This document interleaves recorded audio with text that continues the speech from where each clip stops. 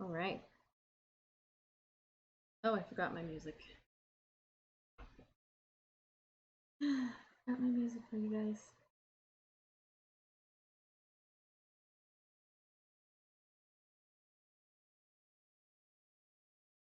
On my prep.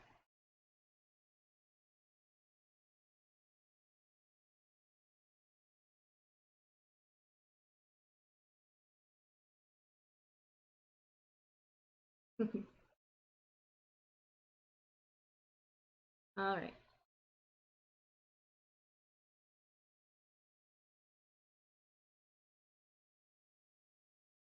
Oh no. All right. So my desktop audio is not connecting. Why is that?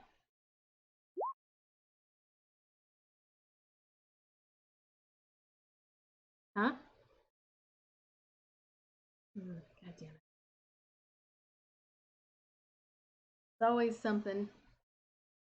I'm just gonna make sure that it's actually working. I swear I don't. I swear I don't do anything differently. And every time I try to set us up to. Hi.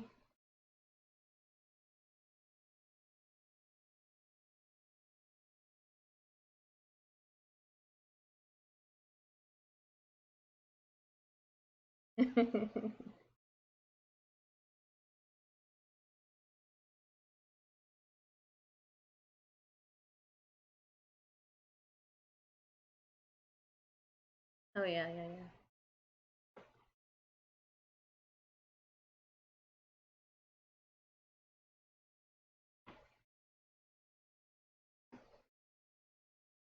No, it's fine. I have no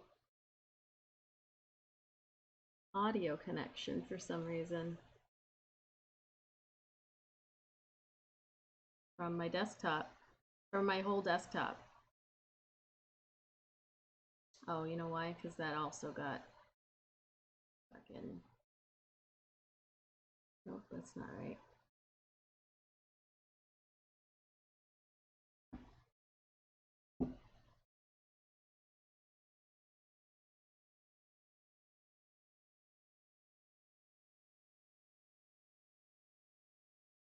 What the? Okay.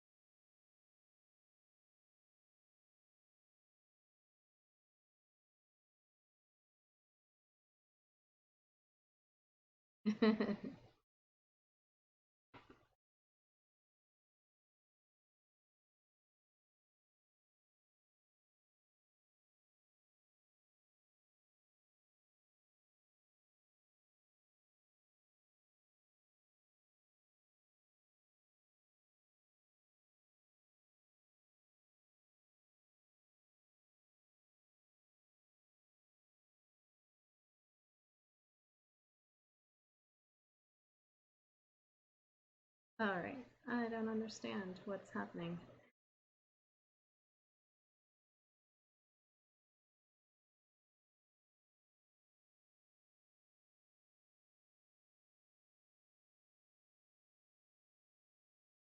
Oh my god.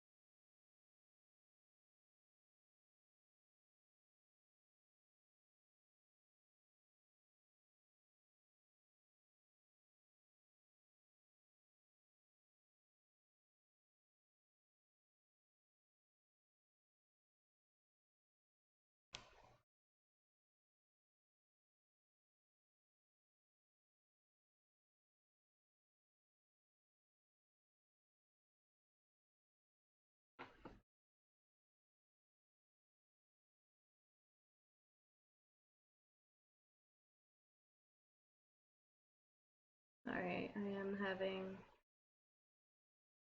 major problems here with the. I know. Well, no, I would just have to stop and like we would have to just play normal because that would be dumb. Okay, no, I don't want that. Remove this. You're what?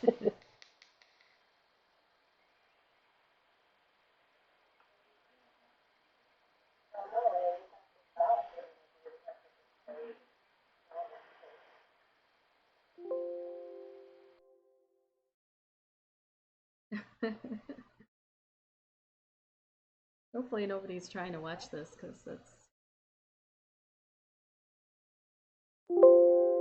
No, I mean, that's fine. Oh.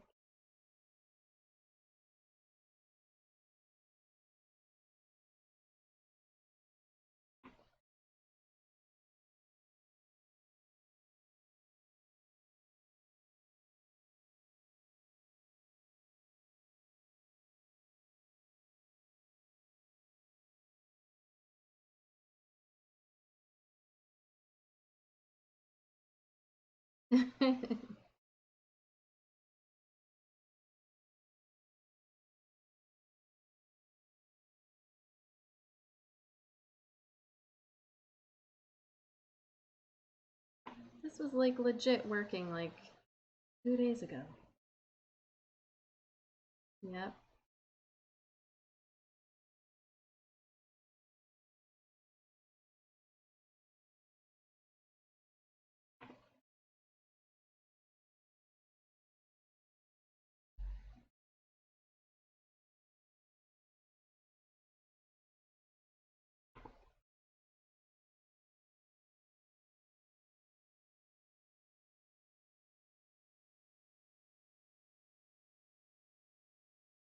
Right? That's different. She hit from about 3 though. She had her mother. Hold on, hold on. We're live. We're live. We're live. Oh Jesus! Oh God! But nobody could hear and I that. just got the audio working. I think. That was Zan speaking. Oh yeah. That's all. I got it working like right as you were saying. That's so funny. Okay, okay. There's only 2 viewers on the Twitch right now, and I'm one of them. Okay. So it's okay. So we're safe. All right. Good. I think I have to go with him Okay. because Yeah. I don't think he's gonna leave. All right. No problem. Do your what you need to do. Do you want me to just go off on the camera? How about if you mute yourself if you think you're gonna come back? Because Yeah, I should be able to. yeah, so just mute. Yeah, if you just go on mute and like then when you come back you can unmute because then it won't like Okay. whack around Mess my it up. yeah. It won't whack off my camera settings. I won't whack it off. All right, I'll be back as soon as I can. All right. Okay. Are we doing a beer commercial as well? And a hair This is commercial? good stuff. Okay. I just crushed that bag of bacon, so I'm pretty proud of myself. So you don't Didn't have to happen because we didn't see it. It needs to be on camera. You need to crush another bag of bacon. Roll for deception. My heart just got sluggish hearing you say that, but I'll do it. Anybody will do it. If I'm gonna die, it's gonna be like eating bacon. Exactly. That would be a good way to die. Eating bacon while having sex. All right. So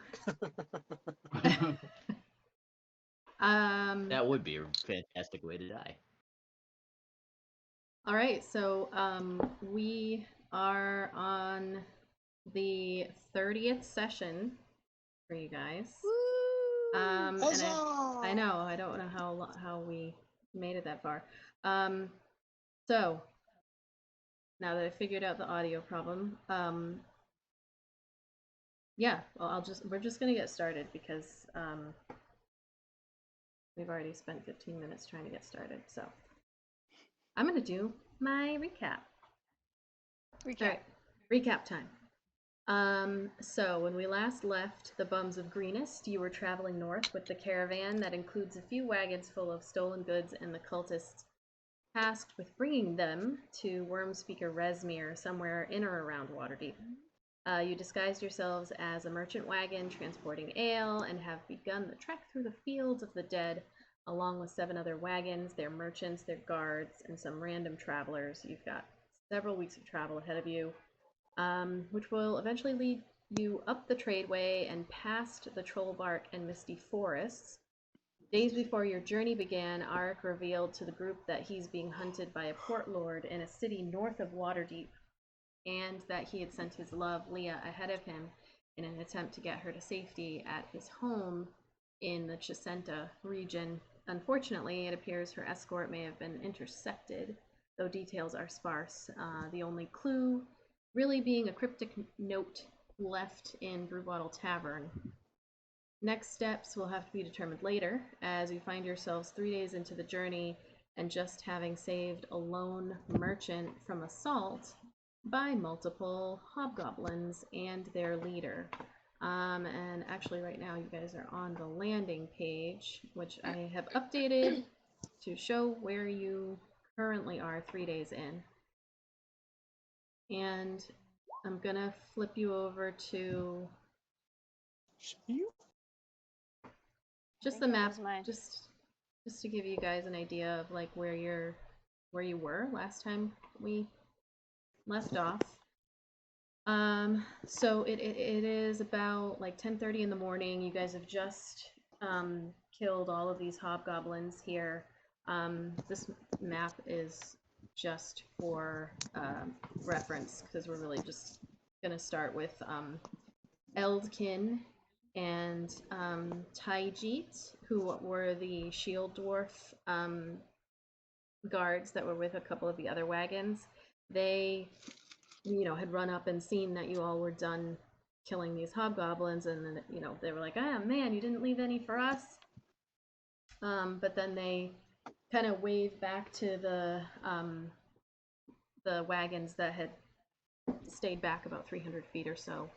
Or not, you can see the 2 shield dwarf guards wave to you all, and the caravan starts heading down that way. Meanwhile, you all here at the I'm gonna transition over here.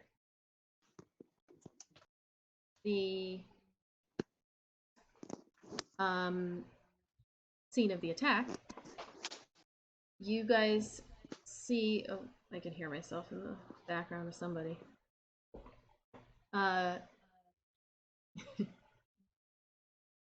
You guys. Is it? Huh? Oh, go ahead. I was gonna ask if it was me. I don't think so. Does it? Is it Eric? I think it's Eric. Yeah. I can hear myself. It's me? Yeah. It's in the background. All right. What do I got to do? I think if you do push to talk. It's weird because I have my headphones and you shouldn't be coming through at all. I've changed nothing. Hello. Oh, is that you? It's you, husband. Oh, he's mute. Oh, can't hear you, pal. No, I'm not doing anything. I can hear back. I think I can hear myself. Anyway. Shouldn't be able to. Yeah, My gain is all the way down. Oh, I can hear myself. Okay, so anyway, you guys are all at the scene of the crime here, and the shield dwarves start coming out.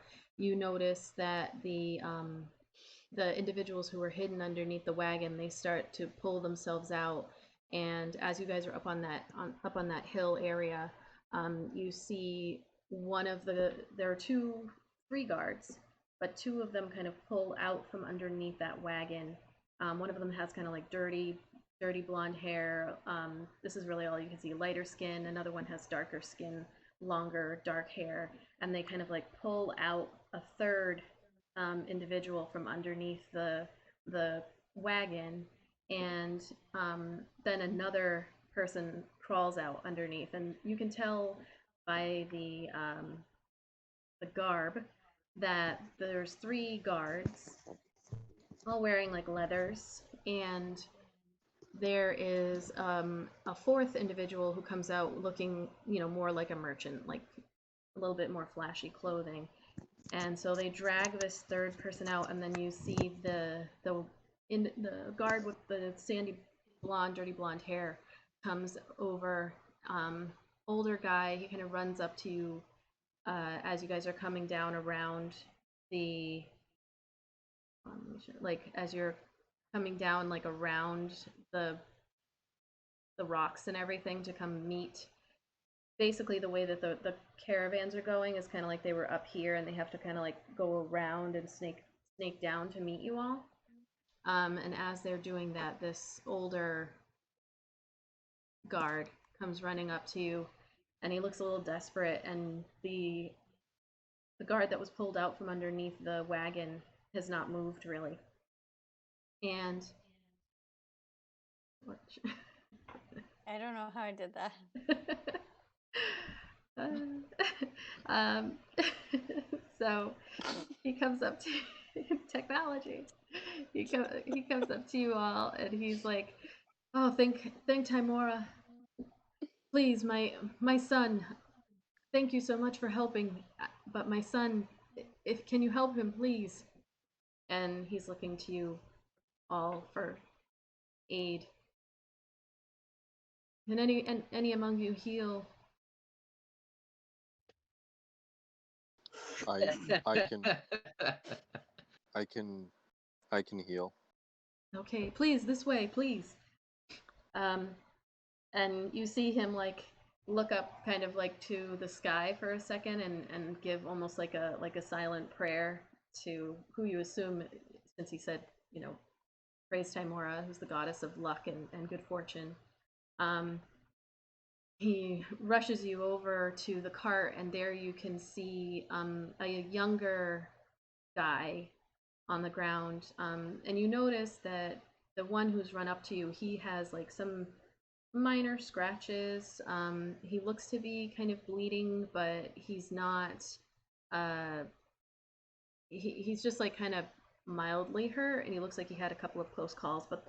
And then the other human male standing, kneeling down next to the one on the ground with the darker skin, he is like just very like scratches. But the one on the ground, he's got 3 broken arrows, like they've been broken off in the shaft, in his chest, and he is kind of doing that like he's trying to breathe and he can't.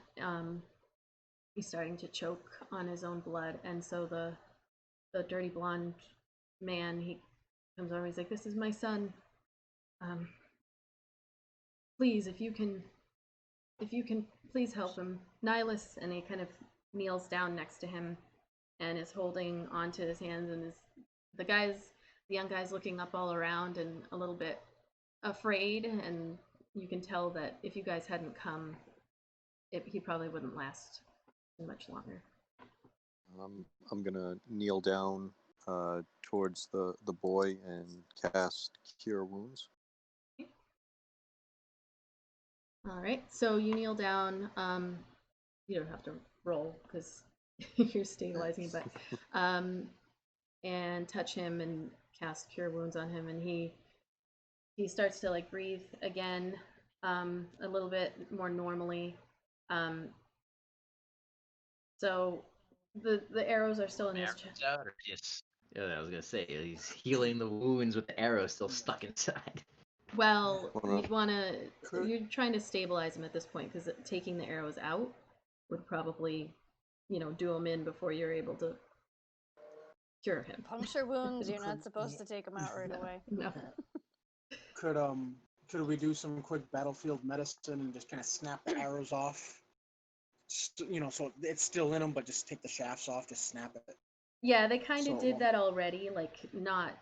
You probably know how to do it better. They just kind of like broke it off so that they could get him underneath the wagon. But yeah, you guys can help out to stabilize, and so you you do what you can, and as you're doing that, Erdnot and the group, you guys all start coming down and around the, you start coming down and around the bend on the road itself. And The whole caravan is coming now? yeah, the whole caravan is coming, and actually the ones who arrive first, so the three wagons that you know to be being led by the cultists, they are kind of leading this pack, and so they come up and you all have to stop. You know. Shit about that. The cultist wagons, is every member of them a cultist? Like the merchants, the guards, everything, or is it like, or do like, is like the merchant a cultist and the guards aren't, or vice versa? Like how It's do we know that? Yeah, it's a combination. The handout that did everybody get the link? Yep. Yeah, yeah. Yes, ma'am. Okay. Yep. Yeah, it's a combination of people. It tells you on the handout. Yeah, but I don't think it was overly. It says the wagons EFG cultists, but then like I wasn't sure if that meant like everybody in that was a cultist or if some weren't and some weren't. Well, you 'Cause I can don't think it see specifies. you won't know that because you're. I mean, unless you walk up to them and be like, "Are you a cultist? Are you a cultist? Are you a cultist? Who's a cultist here?" Like you're not gonna know. You just know that it's though you know that some of the people you recognized at least a couple of their faces from when you guys were in the Raiders camp. So you know that these are the wagons of the cultists. You recognized the Kathja's shadow individuals as well. So I mean, they're not trying to hide themselves; they're mercenaries. So the mercenary group is there too. Um, so you don't know exactly who is a very specific cultist, except for a couple of people who you recognize who I think I have in there some of them that some details that would lead you to believe that they were from the cultist camp. Although, you know, they could be a combination of mercenaries. With the Kathja's shadow, it does appear that they just have continued to have some of their mercenary group working with them. Does that make sense? Yeah. Does I'm that mean just a also there's a possibility of the other three non-cult caravans to actually have cult members in them that we just don't recognize? The other, I think there's 4 other wagons. I mean, they Oh, four. could. Yep. Yeah, yeah, they could. It's definitely a Okay. possibility. just a quick point of clarification. So this wagon has one what looks like a merchant and 3 guards. Yeah, so there is a hold on, let me see here. Like a young guy, like late 20s. He's wearing some merchant standard common clothing, but with a little bit of flair, and it's kind of like this sky bluish color. And he's doesn't have any weapons or anything on him, where the other 3 are more hardily clad in leather and studded leather. The darker skinned guard has studded leather, while the other 2 are just wearing standard leather armor. And they do have, you know, short swords and crossbows and short bows and rapiers, like individually among them, where the other guy doesn't. And you can see that the cart too, it's not turned over or anything. It's there. The horses are dead. They've been hit with arrows and they're long dead. But there's a couple of crates that were busted open on the ground, and at first it looked like ale or some kind of beer, but as you got closer, you can smell cider, and it appears that there's barrels and crates full of like half kegs of cider broken out on the ground. And So, were there any other questions? I thought I saw something. Just, so are we free to move and ask questions to the people? Yeah, sure. You see, the merchant comes over and he's looking at his barrels and stuff, and then he walks over to the rest of the group, and he doesn't really know how to handle himself because for a bit he stood back and just kind of watched because he might not have ever seen anybody die in his life before, and so he wasn't all that keen on getting close to this guy who had arrows in his chest or has arrows in his chest. But he walks up closer now and he approaches you all and is like, "Thank you so much. We would have been goners. I'm Wolfram, um, and we're heading on our way to Baldur's Gate. Almost made it too." And he just shakes his head and looks at the guards. You can see that the older guy who's like kneeling down next to his son, he kind of like shoots him a little bit of a dirty look, the merchant, but he doesn't say anything and he just looks back down at his son.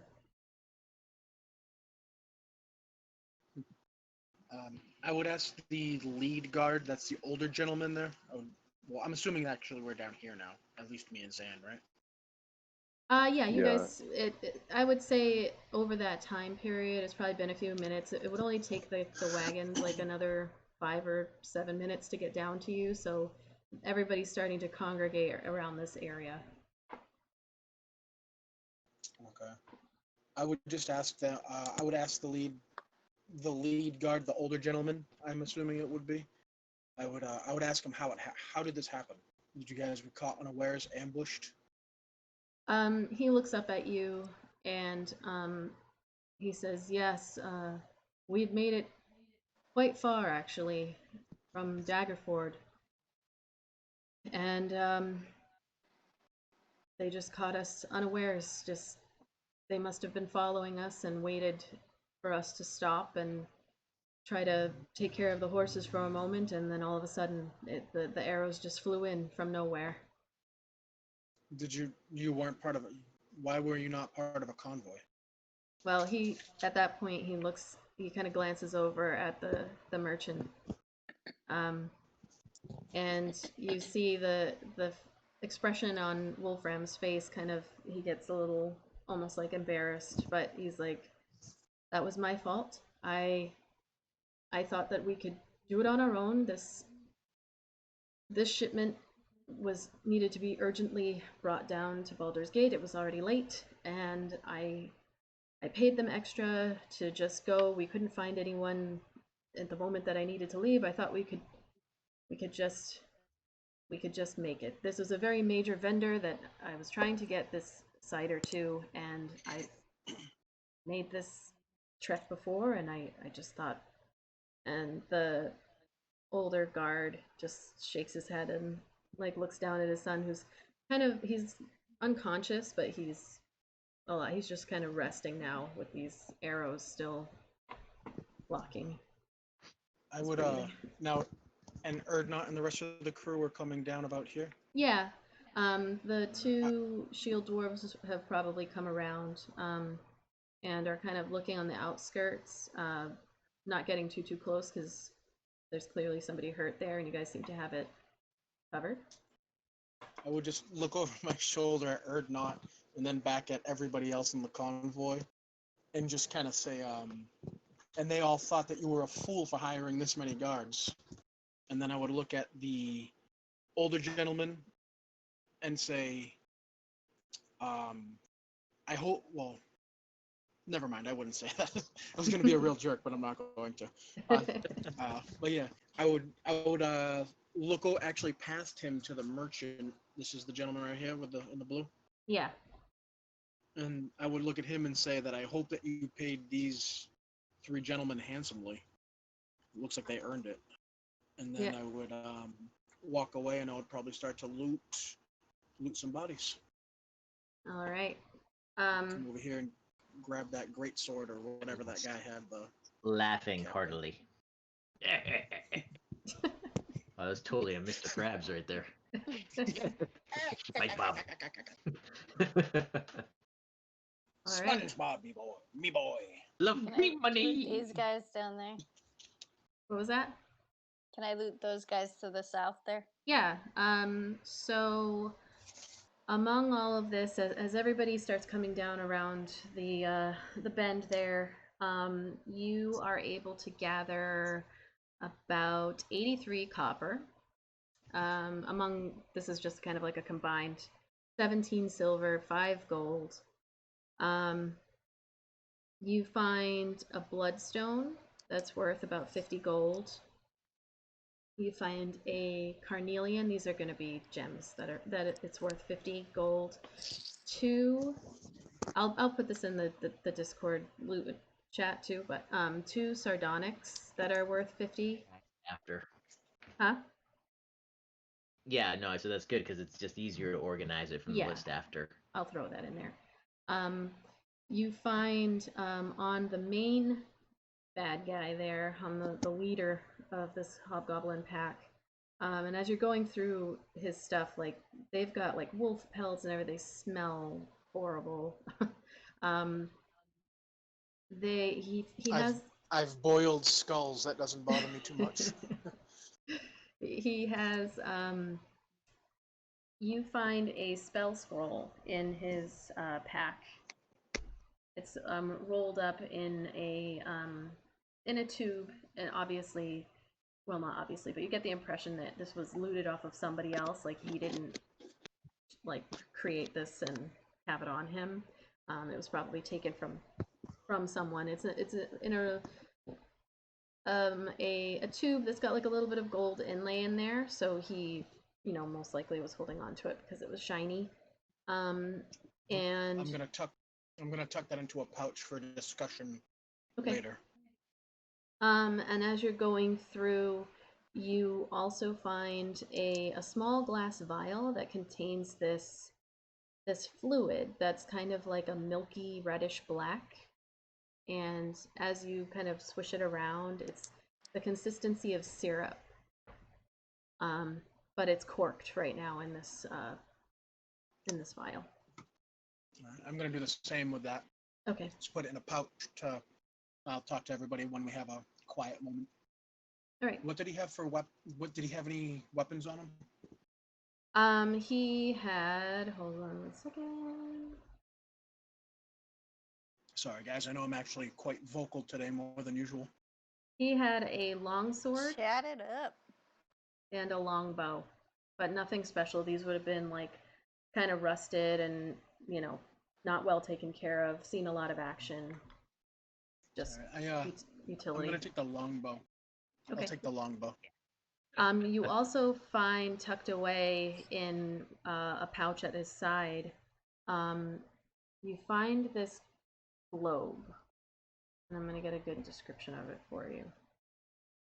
So it's a small glass sphere, like a thick glass sphere. And when you pick it up, it weighs about 1 pound. And as you look at it and hold it, you kind of get just this feel that there's something about it, but you not being in tune necessarily with magical items. You're not quite sure, but you have this glass globe. And make a perception check for me. Yes, ma'am. I'll take it. Well, I guess I should make my person. No, it's fine if you take it. You can take it. 2. Okay. I'll tuck it away in my in all my little my gear pouches, just like I said, to talk about later. All right. That's such a low roll. I'm surprised you just don't throw it away, thinking it's a useless rock. No, that was for something. It's shiny. it's shiny. I have I have an intelligence of 9, so so shiny things. As you're gathering up all this stuff, the rest of the other wagons have come around, and people are starting to come over to see what happened. Aldor, the human lawyer, like rides up on his horse, and he's like, "What happened here?" As if he's going to do something about it, but you know, you guys have known him for the past 3 days, so you know he doesn't do anything about anything. We were true murder hobos. He wouldn't live another 3 days. And the one of the shield dwarves, Eldkin, looks up at him. She's the one actually who's on his the same wagon as him, and she says like this wagon was attacked by hobgoblins, but they took care of it. It's fine. And Aldor is like, oh, good, great to hear it. And he kind of heads back away from, as when he notices like the blood and like guts and stuff all around, he's like, all right, that's how it is, and moves himself out of the area. A little squeamish, are we? So at that point, Wolfram is standing there and he says, well, so my horses are dead, obviously, clearly. And we've only got another few days left to get to Baldur's Gate. I can definitely go and purchase another horse, but I just need someone to either sell me it here if anyone has an extra horse, or I'll take a ride back to the nearest hostelry. It's about 7 miles back in the direction you're heading and the direction that we came from. Either one works for me. And the older guard kind of speaks up and he says, whatever we do, I'd like to do it quickly so I can get Nihilus to Baldur's Gate and get him some healing at the temples. Not going back, so you'll have to go forwards with us.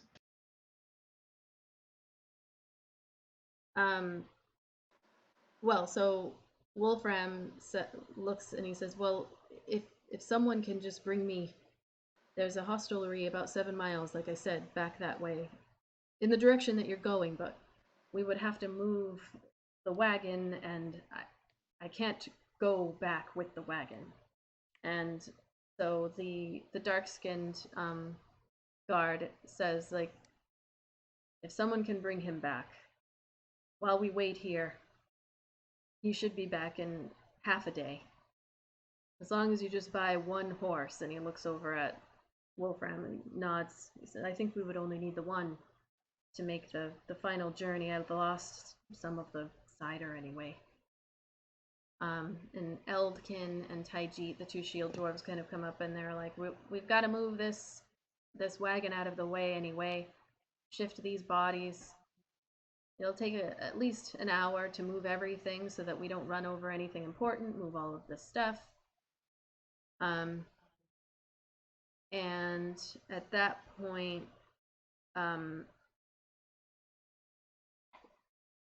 here, got his name.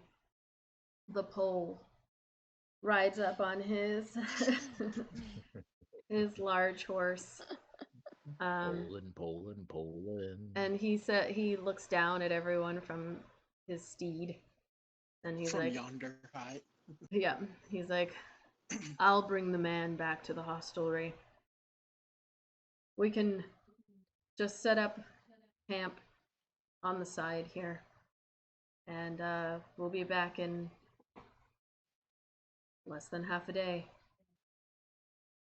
And you see some of the others like nod because it's the pole talking and people are just nodding.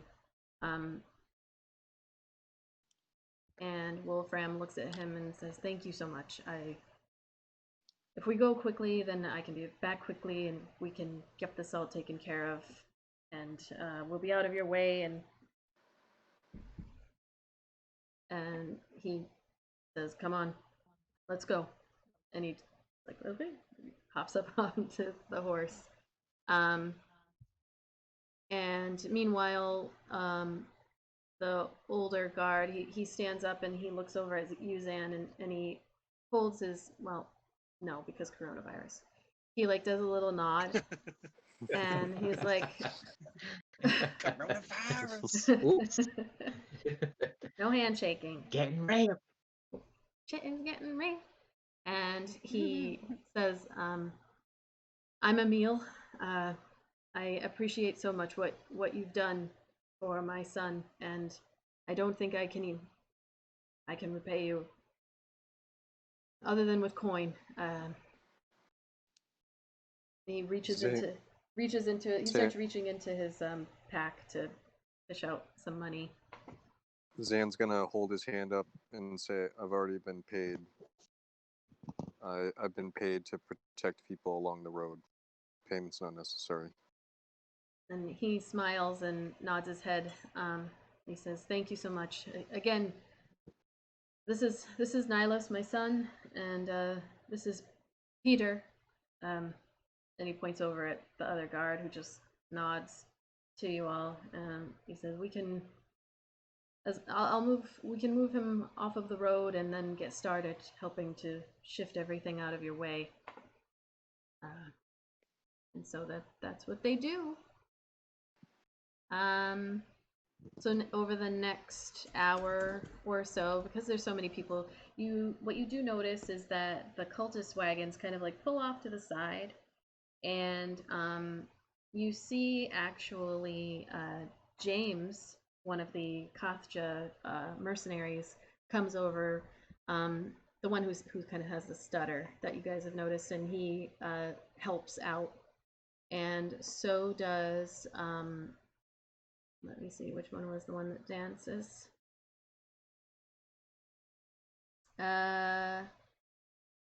Nope, not that one. Minxie.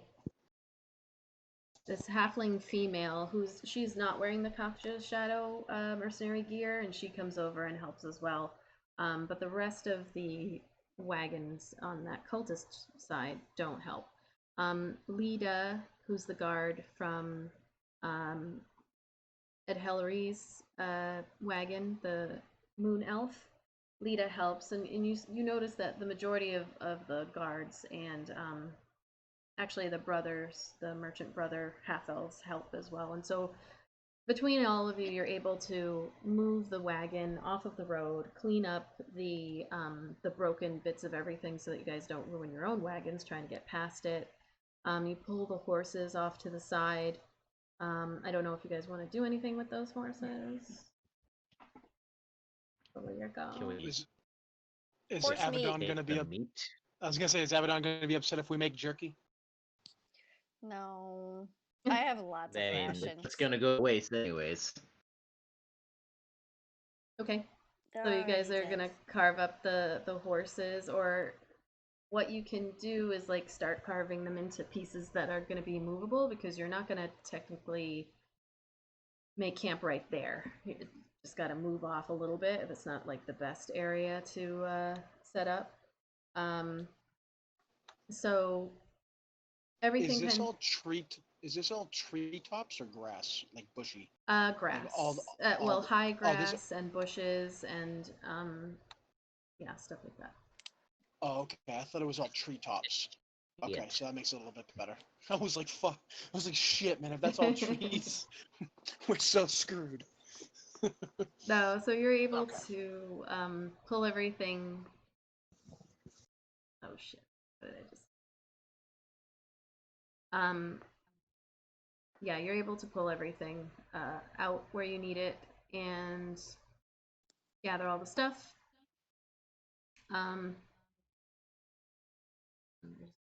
Okay. Should we try to move the injured kid into the cart just so he's maybe a little bit more protected in case we get attacked? Yeah, that's fine. You can do that as well. Yeah, the father helps you with anything that you're trying to do in order to, help his son, who remains unconscious. As the sooner they get him to Baldur's Gate, the better. But he is stable and should be okay as Lay long my as hands on him. Like, will Huh? that help, or should I lay my hands on him? I mean, you Ew. Yeah, I it mean, it He's will just help. a child. Oh God.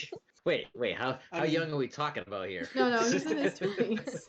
young enough or not. I mean, if You're all we children wanted are to, not. I mean, I have a med kit to stabilize them, so if we really had to, we could take the arrows out and then do the lay on hands thing. Well, so the father would stop you and just say like he's since you don't know how much damage that could do, he'd rather be in the city where they can remove the arrows and then if something happens, they can like bring him like quickly address whatever happens to him. If that makes sense. Okay. In case he were to like people. die instantly, he would pay whatever needed to be paid in order to get him back. But if it happens out on the road, it will be worse. So he's like, "Thank you, but Nah. not yet." Your boy, I would just look at him and be like, "Your boy, your choice." So you're all able to do that. You guys start setting up your space and set up camp. You set up camp in the middle of the day essentially because you're waiting for hold on, I'm gonna call him by his proper name. Sulastag, I believe. I'm gonna Sulastag. need spelling on that. Sulastag or Sulastag. You're waiting for the pole I to come thought back. you said Lestat. And so, you guys set up camp early, get some fires going, and when you guys are set up with your camps, it's kind of broken up into 3 separate groups. There's the cultist group that kind of sticks together, and then the rest of the wagons just kind of split up, and we'll have 4. No, it's a total of 8 wagons. So they'll split up so that there's like 3 separate campfires going. You guys keep it low because you're in the field of the dead, and it's not a super safe place to be set up. Us, the cult, and then the 4 others are the 3 camps, essentially, is what you're saying? What was the first part? You said there's like it's the group's like made 3 different camps, like campfires. So like there's the cult is one, the 4 non-cults that we know of are one, and then just us, or are we No, mingling you're mingling with the? Unless you're choosing not to. I'm assuming that you're mingling with the other. Okay, yeah, no, that makes more sense. Yeah. I would chat up those the guards there, the Okay. guys that we saved. All right. Is there For the record, so it's noted by the DM that Ernot has his hammer with him, but it is wrapped up and put away because there is something inscribed on it that dwarfs can read, and if there is a dwarf in the cult, which there is, then that would be bad. So right now that is away, and he has his shield visible but away, so he's using hand axe and a short sword in the meantime if he needs to kill anything. All right. Do you want to send me what is written on it, inscribed on it? Yeah, I meant to, but I forgot. All right. Yeah, so you guys are set up. You start carving up the horses, getting everything ready and set for clearing out the bodies and making jerky and getting to know your group. So how about you guys let me know who's in your group? Which wagons did you set up with? Say like 2 or 3 other wagons. Well, we gotta be near the pole, I right? would say Yeah. definitely Well, not the one with the lawyer. What? Not the one not with the the lawyer one. Okay. Yeah. That's Bade, the half elf merchant, and he's got the halfling Losvius Longnose, and then the lawyer, and Eldkin, who was one of the shield dwarfs who ran up but didn't quite make it in time. So they're off at another one. Okay, so you've got Ed Hellery, who's got Lita and the quiet rock gnome, and Enam, who's a halfling, the teamster that's on that one. You've got the brothers, Nuhar and Selvek, the one who's mute and his older brother, along with the shield dwarf. And then you've got Samardag, the Hoper, who he's the one who has the pole with him on his team, and Green Imsa. Is Nuhar not part of the cult group? Is that what you just said? Yeah, Nuhar is he's the one with him and his brother who's the mute, the half elf. Okay. Sorry, they're moon elves, not half elves. Who are hauling wooden carvings that are made by the elves of Cormyr. So I assume you want Samardag the Hoper, who's got Sulastag the Pole, in your group, and Green Imsa. That's the most like colorful of all the wagons. And then what other one? You can choose another one. So you've got 4 to choose from. Where's Minxie? Minxie is part of the cult wagons. So she's over I with want to them. dance with Minxie. All right, I'll find my way over there later. Okay. I would say let's go with Wagon B, I guess. Yeah. B. Okay, so to Ed Hillary and Samersdag, the Hoper, Wagon D, B and D. All right, so you find yourselves set up with them, and let's see here. Yeah, so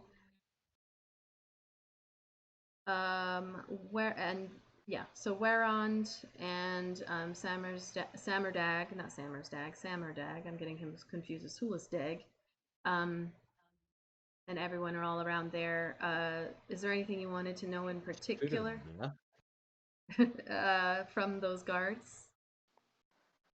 You said you were chatting them up, so was there any particular? Oh, sorry, thing? I didn't realize you were talking to me. No, just normal chit chat. Where they're from, where they're headed to Baldur's Gate. You know, we know about that. How they, maybe ask them some questions on how exactly they were able to be ambushed, even though they've got 3 guards. I wouldn't try to be insulting, but I would just want to know for future reference. Yeah. So Emil looks at you and he says, "Well, we're originally, my son and I, from Drop it. Sorry. He says we're originally from Neverwinter, but although they call it the Jewel of the North, there isn't much to really find there in the way of work these days. So we found ourselves going down to Daggerford and setting up shop and just hiring ourselves out, and we've made this trip before.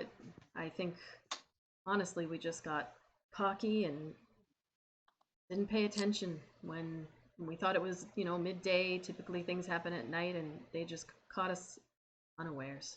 It's just unfortunate and stupid. Fair enough, it happens.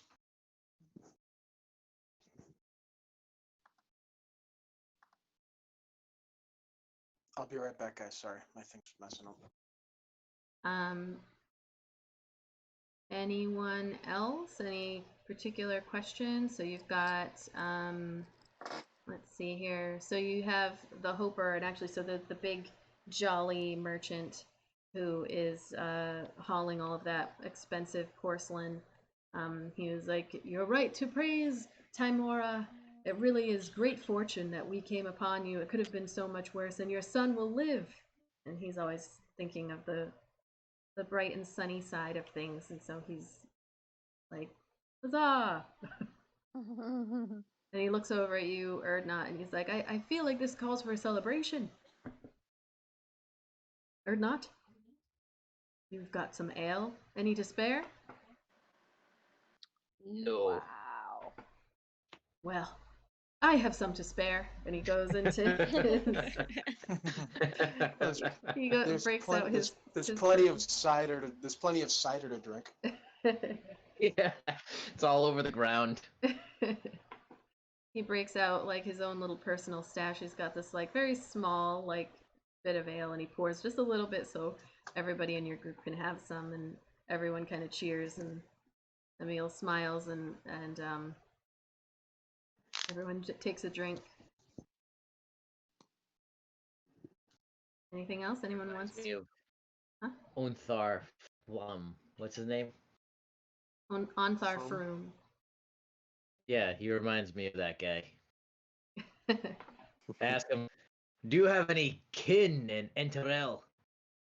And he says, I have kin all over the place. Everyone is my kin. I have friends in every major city. El Terrell is a beautiful, beautiful place. The light always shining. It's enough to just warm your heart. That's how I feel when I go there. Heart warmed. Okay, Darren.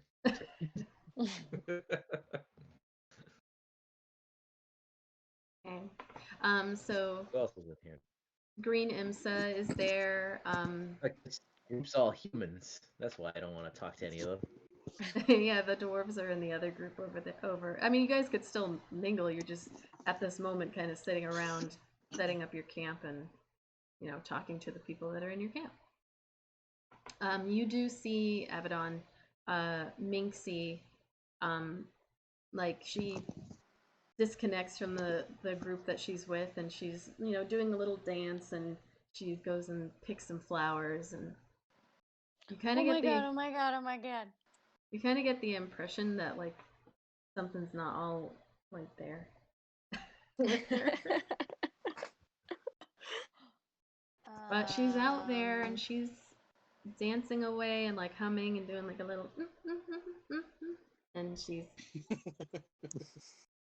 going to town pulling up flowers. I want to go join her. Okay. It's her. Right? Yes. I'm gonna make sure I don't go near any gnomes. Okay. Just kind of steer. All right. But is it a gnome or a halfling? Oh, she's a halfling. Yeah. Oh, I'm sorry. I thought she was a gnome. Whoops. No, but it's hard to. Well, I'm just kidding. Well, yeah.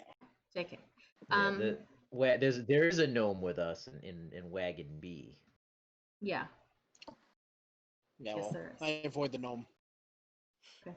Yeah, Wagon B, Radisir is there. He's the rock gnome.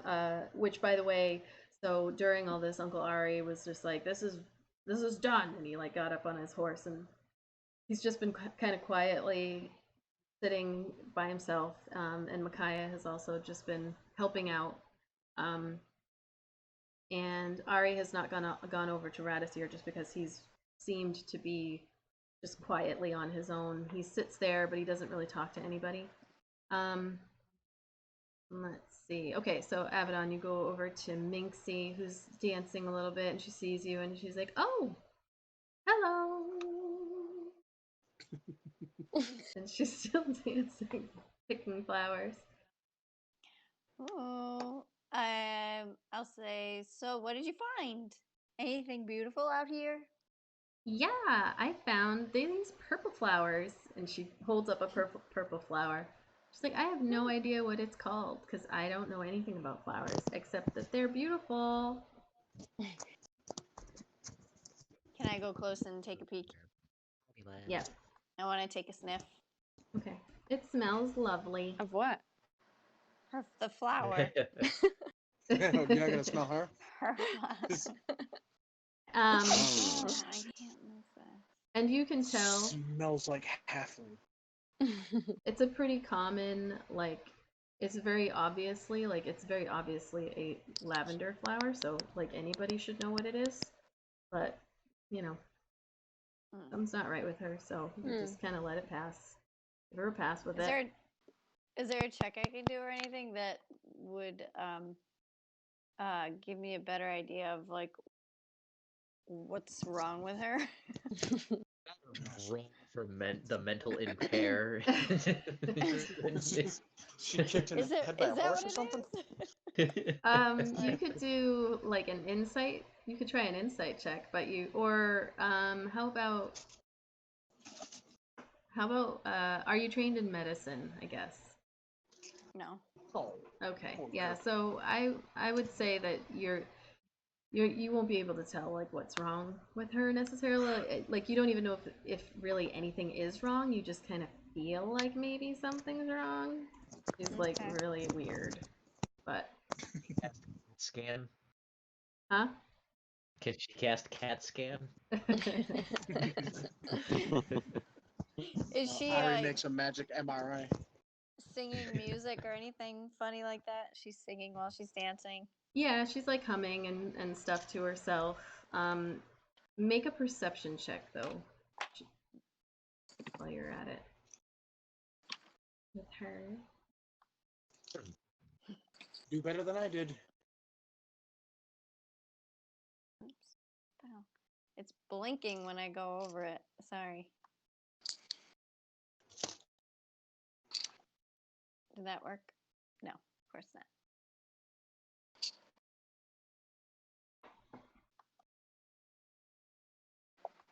Did you click the little red dice up at the top of your browser? Yeah.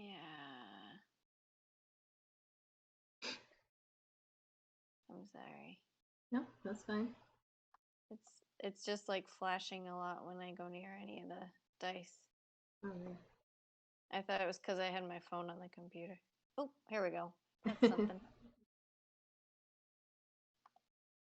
All right. Okay. It was, Yeah. that was zero. Fuck's That- sake. That was worse. I was gonna say, how Zero. the hell did you roll worse than I did? You rolled a fucking 0. Okay. Oh my god. All right. Okay. So guess, Abaddon, you're Dude. gonna end up talking to yourself and singing and picking flowers and not knowing Yeah, what they dude. are. You just made best friends. Yeah, so as you're like you think you're about to go turn to like look towards the cultist area, but at that point she's like, well, what about these? And she shoves like a whole bunch of just like regular old not daisies, dandelions in your face, and you're like, oh God. And she gets them all in your face. She's like, Allergies. I don't know what these are. They're yellow. Yellow flowers. Oh, they're beautiful. DM, does that mean that like the caravan, the cultists, their uh, their wagon group is kind of like closed in and far enough away from us that we would have to like go over to look at it? No, you can see them all. Like, so I would say you guys are like your wagons are kind of like in half circle, like or full circle, depending on how many there are. 'Cause with yours, there'd probably be, like a pretty decently sized circle. The cultist wagon is going to be also the three, I guess, a triangle, not necessarily circle, but they've circled it in. You guys have circled yours in, and then the other two wagons are more of like just a half. So you can see, but it's also kind of loud, like between all of your groups there. They're not so far away that you can't like see them or anything. You guys are in like a decently close proximity, but not for safety, but not on top of each other. So they can, you can see them, they can see you. While Abaddon's checking them out, we're talking to the I'm dancing. That's what I'm doing. the simple. I was gonna say the simple halfling. I don't know what else to call her. Can I grab one of the guards? You to can grab, call to help me her grab some? by her name. I can't remember. I couldn't remember the name. DM, please. I'm just kidding. Just kidding. Don't Kick him don't hit out. me again. Don't hit me. To grab some of the fallen crates and whatnot, and just kind of make our circle of wagons a little bit more defendable.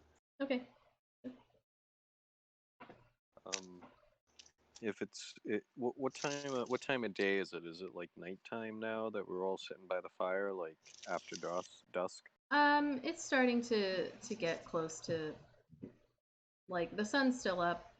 I mean, I guess it depends on what time you would like it to be. If there's anything in particular you guys want to do or want to say to anybody, or we can just like kind of speed up the time and get the night going. Shit. What time did they leave? Poland merchant guy. They left like midday. They should be back, by the nighttime, basically. what are the cultists up to? They're just hanging out by themselves, or besides the halfling, or are they like are they doing what are they doing? What are they doing? Make a perception check. Don't roll what I rolled. Don't do that. Do better. That was better. So Erdnot, you look over at the group, and at the moment that you kind of like are, paying attention, but trying to not be obvious about it, you do notice the head guard of the Kathja, wearing the Kathja's shadow garb, Wexler. Huh? Wexler. Where is he? Oh, That's like okay. a The one who classic, you've heard it's a like him. classic bad guy name. You see him, and he's talking to James, the other Kathja person, and he's like in his face, and you can't hear what he's saying, but he's like he's taller than him, and he's looking down at him, and he's down in his face with his finger and shaking in his face, and James is kind of like looking down, and then he'll say something, and he'll look back up at him, and then he like starts to look down, and you can see that he's like berating him, and then looking around at the rest of the group, it seems as though everyone's just kind of doing whatever. They don't. You look over at Braxton, the other hill dwarf there, and he looks like the most annoyed out of everybody that like you guys are where you're at. And he's kind of sitting, not, I wouldn't say off by himself, but just like by himself in the group, just drinking something. You don't know what it is, but he looks like he'd rather not be where you're at. And after you watch James get berated, Wexler just shakes his head at him and then turns back over to the rest of the group, and you see James like give this like sigh, and then he kind of looks over at your group, and then he just like walks over to your group. Kind of like awkwardly, but he just like comes over, and then he sits down around your fire and just like sits there looking sad and awkward. Very, very sad, very awkward. How Am I very old is he? far away? Oh, go ahead. Oh, what spells can I use on this son of a bitch? James looks like he's like in his late 20s, maybe. It's hard to tell. He's a human guy, which I did not put on there, but he's a human guy. And he's kind of like a little cutie. Like you want to give him a hug or something. Oh. Ernot's not gonna do just that. But Ernot does have a small cask that he did not share with the fat loud human because he was annoying. So he because the kid's just sitting there, and he is someone I want to interrogate. I just hand him a glass. Okay. And say or a cup. Mhm. And say cheers and dwarf or whatever. Okay. I'm nicer to him than I am to most people. The people my group would notice. Okay. Was dwarvish for, hey, your boss is a real dick.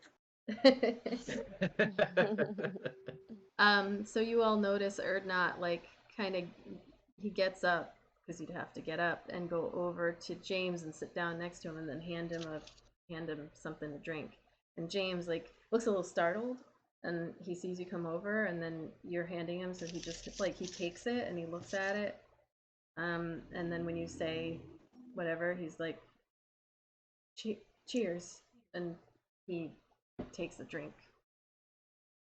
And he takes a deep sigh, and he looks at you, and he's like, thank you.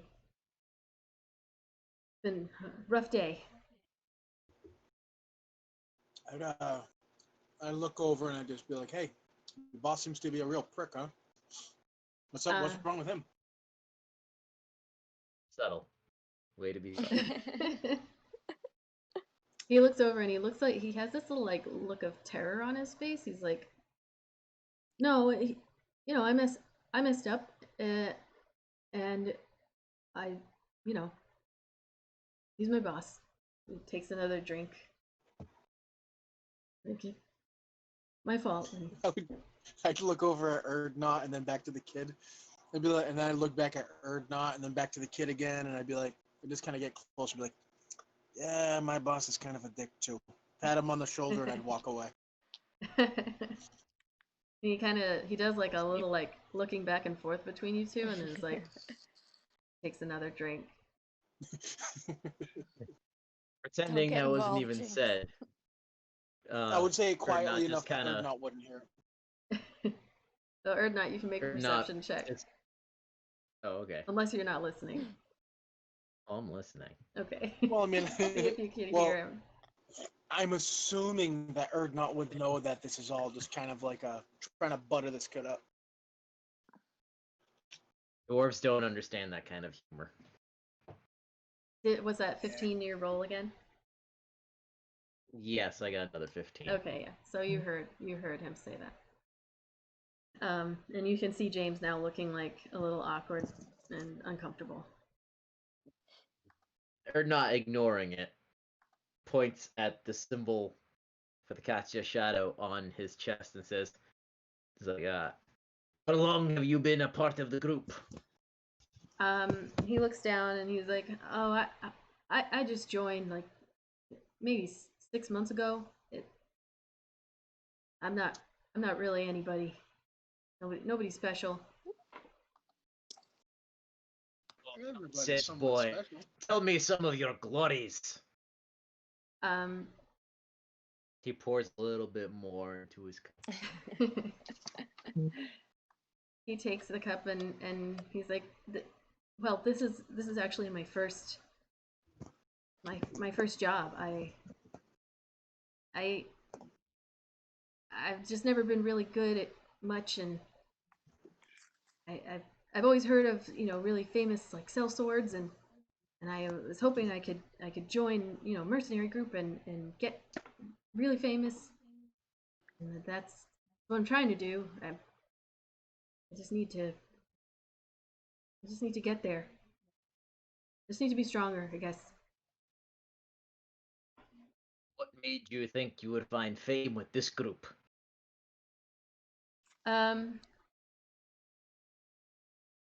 I just I don't know. I was hanging around and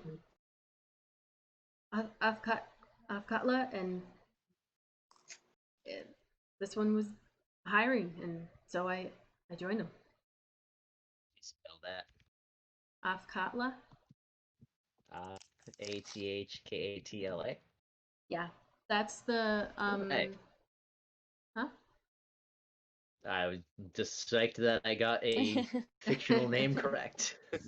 It's the city you know of, Avkatla. It's the city that you went to um back in the day to find Dario.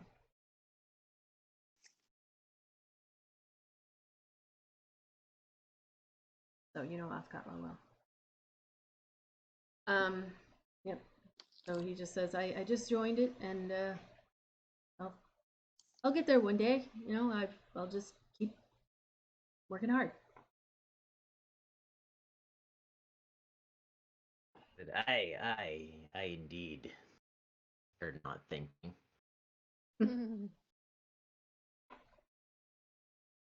So he gets quiet. He doesn't really engage much more in any conversation unless you continue. See, but I'm not gonna push him yet. I'm gonna lull him into a false sense of security before I pull his fingernails out. Oh, Whoa. my timer went off. Clap on. Good thing you have dark vision. Bedtime. All right, so I'm still here. yeah, so Abaddon, you don't really get anything more from, Minxie unless you ask her something in particular. She's just kind of in her own little world there. Although, hold on. like babies.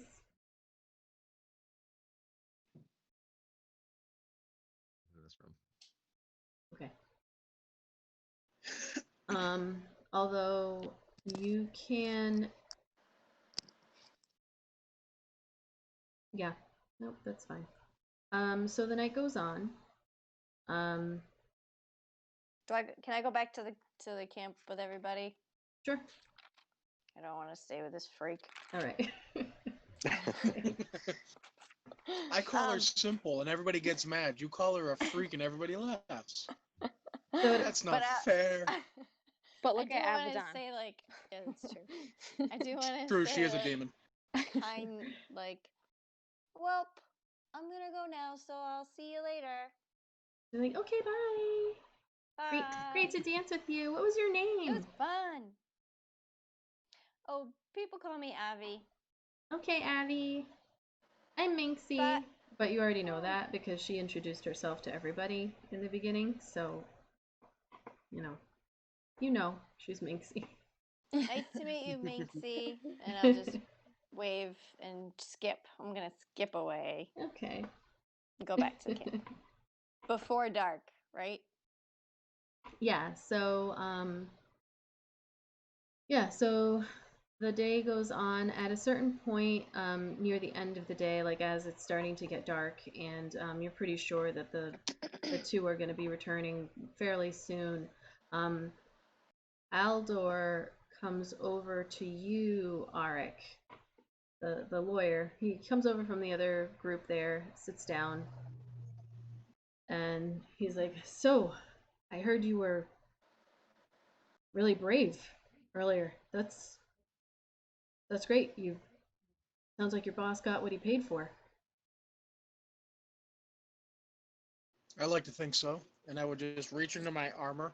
I still have arrows in me, I believe, because I don't think I actually healed.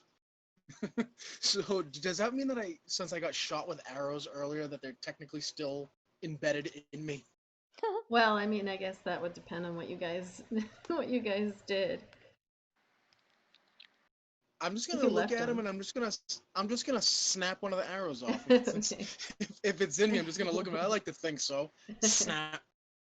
I could use that arrow. You hear Vidania over on the other side. You look over and she's just looking at you like, it's a good arrow. Idiot. No, good luck shoot. Good luck shooting it with me attached to it. It's not... Aldor is like, so I saw you picked up this glass orb. That looked pretty cool.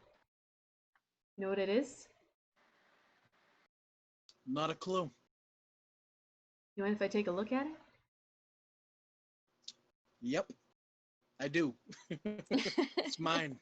It's my shiny rock. I mean, if I take a look at it, I might be able to tell you what it is. I'd reach into my pouch, and everybody else is around. I'm assuming, right? Yeah, he's not. We're around like the fire. Yeah, he's. No, I'm saying like Erdnot. Did James go back to his group? What was it? No, James is still with you guys. Did James go back to... Okay. I'm not leaving that kid. So everybody's... I'm gonna say, so everybody's seated around so everybody can see. Right, I'd reach into my pouch, pocket, whatever, and I would hold it. I wouldn't hand it to him, but I would hold it where he can see it, close to me, so in case he tries to snatch it, I can just kind of, I'll smack him with it or something. I don't know. He does immediately. Hold it out where he can stay in the open. He does immediately like reach out to take it, thinking that maybe you're gonna give it, but if you hold it back, then he just goes, and he like leans in and he's like, "Oh, I've seen these before. This is a drift globe. They have them at all the best taverns in, Baldur's Gate and El Terrell. How much you want for it?" A drift globe? Drift globe, yeah. So when you guys went to El Terrell, and you went to the pair of black antlers, the blue lights, there were like these globes of blue light that would hover around the place giving off the light. And you knew those to be the drift globes. You just weren't able to look at one up close necessarily because they were always moving, and it would have been a little weird to just kind of grab one out of the sky. But Are when these you common objects that I would know about? no, so they're uncommon technically, but they you know how it works, and that if as long as you're within 60 feet of it, if you speak a command word, it will emanate light or daylight. It can only be used once. And actually, I don't remember how long it lasts. I think it can only be used once until the next dawn. So it's not per long rest, it's once a day. Length of time. Typical length of time.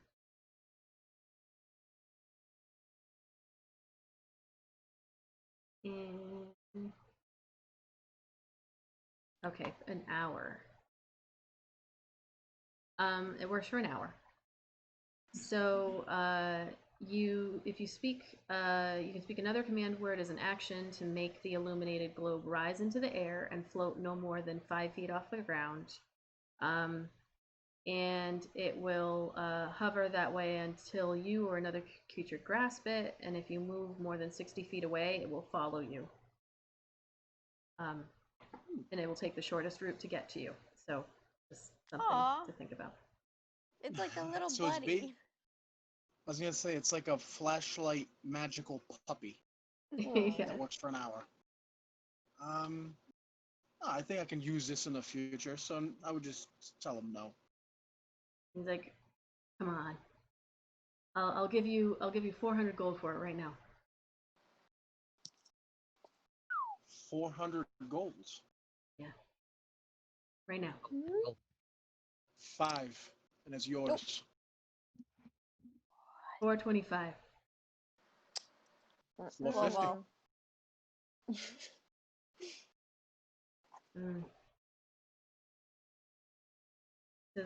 I'll get back to you. I would start to put. I was gonna say I would start to like put it back into my pouch. He's like, I'll get back to you. I'll get back to you, friend. I know where you're at. You know, we're gonna be with each other for a little while. I'll chat with you. He gets up and he goes back over to his other camp.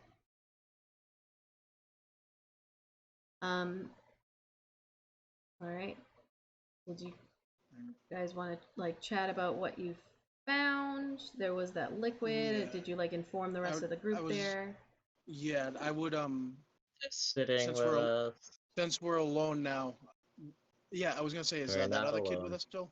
Yeah, James We're is not there. alone? I mean, you're not alone because you're in a group of people anyway. You're all around like the fire, but James is there. Everybody else is there, unless you decide to go off on your own or like huddle up somewhere. I'd wait. I'd wait until maybe I could. Shit, who? Probably Avedon, I guess, is probably, I would guess, would be the one that's most apt with magical things. Since Ari isn't here, I'll wait until I can talk to her kind of, separately and ask her about the scroll. Okay. I mean, you can do I just that. don't want to be. I just don't want to be. I just don't want to be super obvious about it, with like suspicious. Okay. So, All right. So the night goes on, and eventually, like, pretty close to like 9-10 o'clock, you guys hear the sound of horses approaching. Like it's a quiet night. It's a little bit warmer than it has been out here in the fields and in between like these. You're kind of like in a a valley area. Because you have been told by Micaiah, she's like, let's make sure we don't set up camp up on a hill, because we'll attract some monsters. And so you guys do it down below. I hope she listens to this. I hope she listens. And so you see Wolfram and the pole return, and Wolfram's now riding his own horse as he comes up. and they reach the camp, and the pole like jumps down off of his horse and then leads it over to the rest of where your horses are all set up and eating, and he sits down. He doesn't say anything and just kind of sits down at the fire and grabs a bite of whatever it is you guys have cooked to eat, and Wolfram comes over and sits next to Emil and is like, I think just the one horse should be fine for us to continue on tomorrow, and we can get Nihilus to Baldur's Gate as quickly as possible. Should work out. And Emil like just nods at him. And then people start to pack up to go to sleep for the night. And as things are kind of winding down, Zan is gonna use his quiver to send a silent message to ask to speak to Vidania alone. She could sneak away with him real quick. Sure. You guys can make stealth checks. You want to sneak away? Zan just vanished. Does that work? Oh, mine's just blinking too. He's doing all sorts of secret shit. Hello? Oh, it's just blinking when you go over Yeah. it. Yeah, it's. If you refresh the page, maybe. Oh wait. Oh, there you go. Oh, Yeah. okay. All right. Yep. So you both sneak away. And nobody notices. Zan just disappears. But Anya, you're able to get away. Zan becomes one with the night. So you're able to you head off a little ways. So now it's dark and it's pretty easy enough to be like not too far away, but far enough away that people can't hear you. You can still see everybody in the camp. You probably head off maybe like less than 100 feet, and you're good to go. Vidania. Did you want some hunting tips, Zan? Wow. Oh shit. Heated. I wanted to speak to you about something. It's kind of been on the back of my mind for a while now, and I think I know the answer. That woman in Baldur's Gate, you said was your sister, correct? Correct. And I saw her with the cultists, so I am to believe she is a member of this cult. She is, unfortunately. And she would be the one who freed us from being captured inside of the cult. Wouldn't that be correct? I think. I'm assuming it was her. So there's a chance that your sister knows who we are. She may. Do you believe that you can trust your sister to not reveal who we are? I want to speak to you first so that you have a chance to tell everyone else. I was going to mention it to everyone. I'm really worried that she's made it clear that she really does not want me here. So I am nervous about our safety. I understand your hesitation when you saw your sister. I assumed you didn't last see each other on great terms. No. Just be careful. Don't let her, being your sister, forget. She knows who we are, most likely. Try not to be seen as much as possible, because there'll be no hiding that you're sisters if you're seen next to each other. True. Even though I have a black faux hawk now. I will try to keep our group as safe as I can. That's all I ask. I give everyone a fair chance. I'm not here to expose secrets. Thank you, Dan. That's a good secret. Shh. I'm sorry. You're not there. I know, I'm sorry. I don't know any of this. And then Zan just says good evening and goes back into the shadows. Dan? David, fucking Chris Angel over here. Zan doesn't wear eyeliner. Not yet. Are you sure? I was gonna say that's at level 5.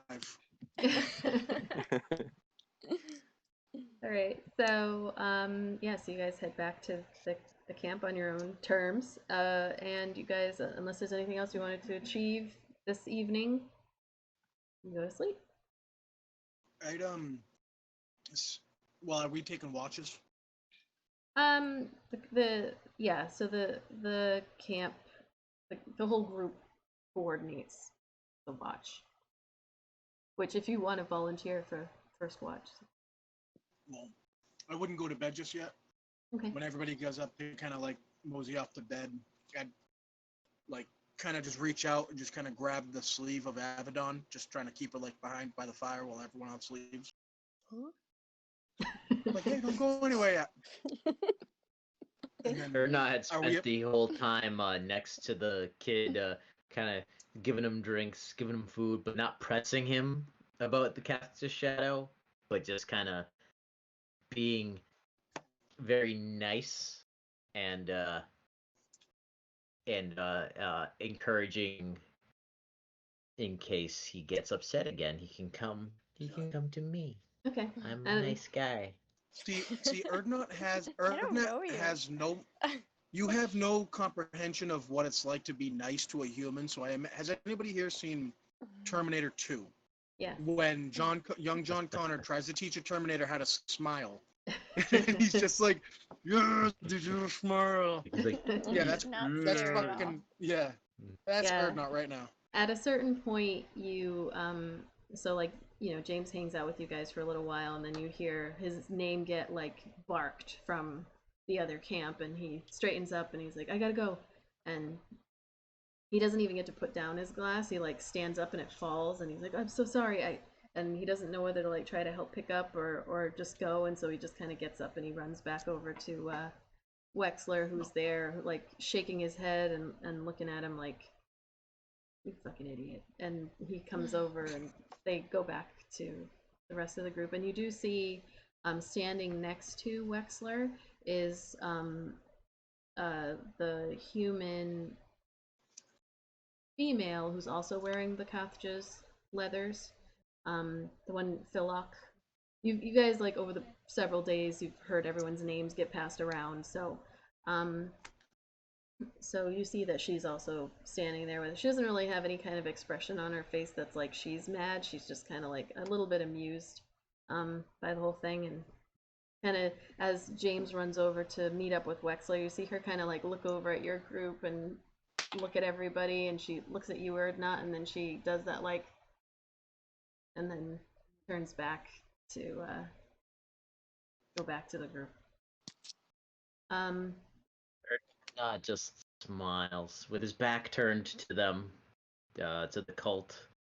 Maybe I don't know who's in front of me who can see, but like, so just kind of picture the Grinch when he gets the smile, like where he wants to steal Christmas. That's like kind of what Ernot's doing right now.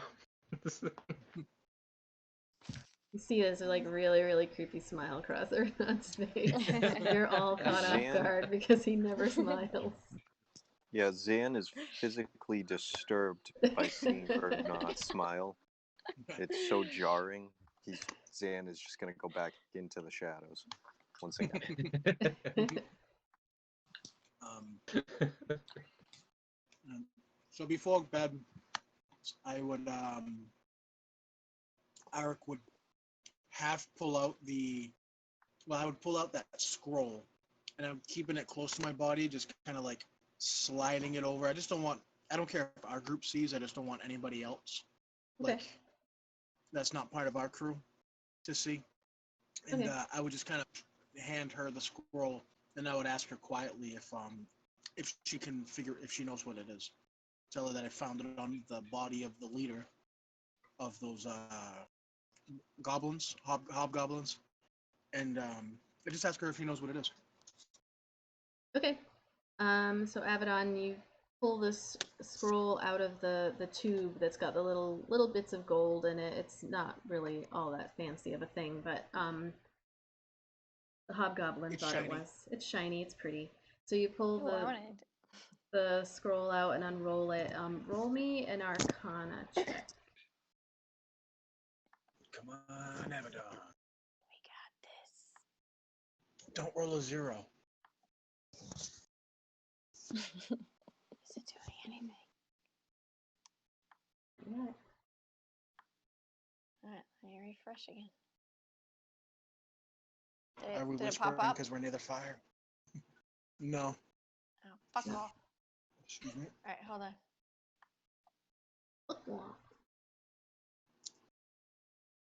Alright, I think I'll just have to do it with the thingy because it's not working on that thingy. Okay. Alright, so D.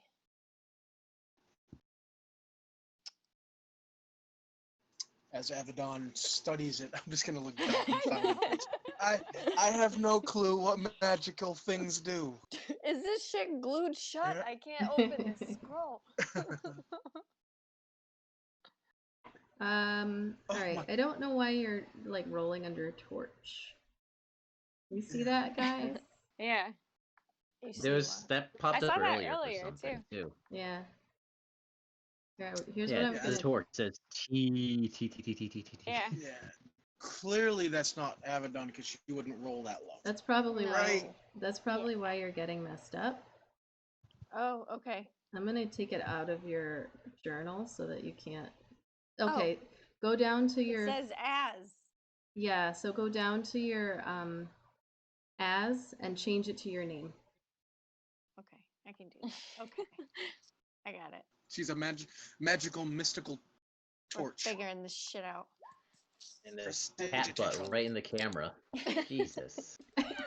All right, all of your rolls are really bad. Lady. So Fuck off. That's so- what I think of that. So you look.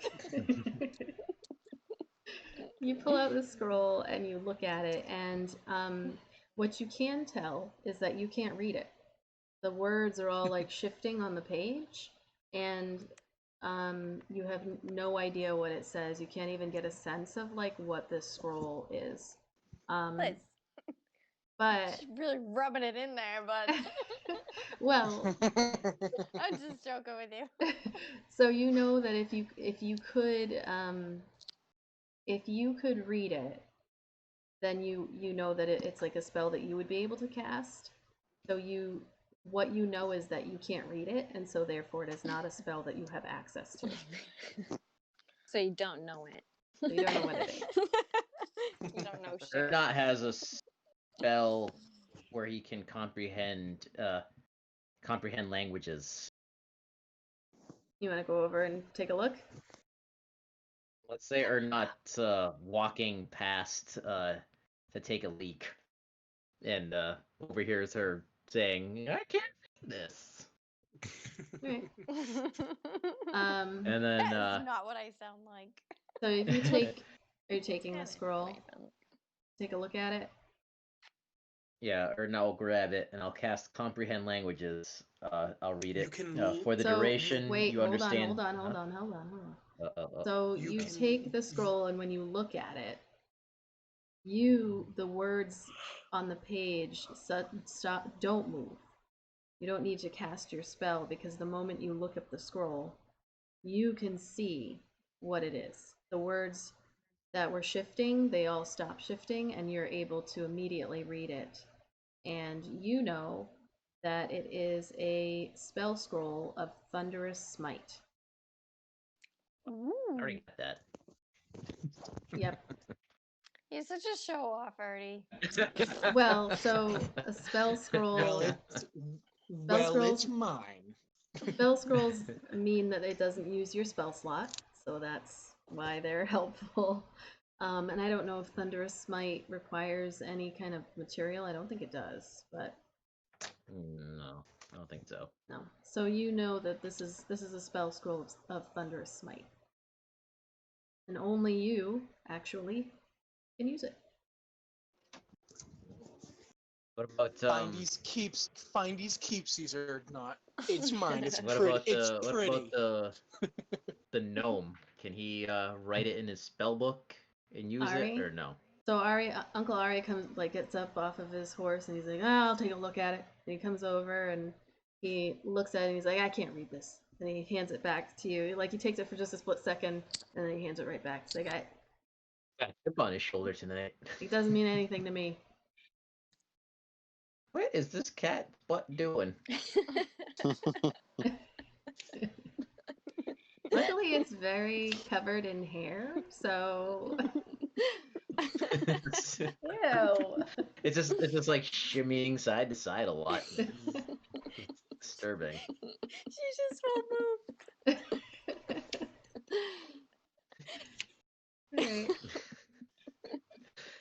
Alright. All right. Well, I hand it back to Eckhart and go take my leak. Okay, you now know, Arik, that you have a spell scroll of Thunder Smite. When you look at it, the words are all shifty on the page and you can't do anything with it, but it's Well, Thunder Smite. unfortunately, DM, when I look at anything with letters, they all seem to move. Because I don't read very well. So. Did the letters shift into like runes for me or common like English. No, it's like magic that you can read. It's like a magical spell that you can read it. And why? Because I can cast it is the only reason I could read it.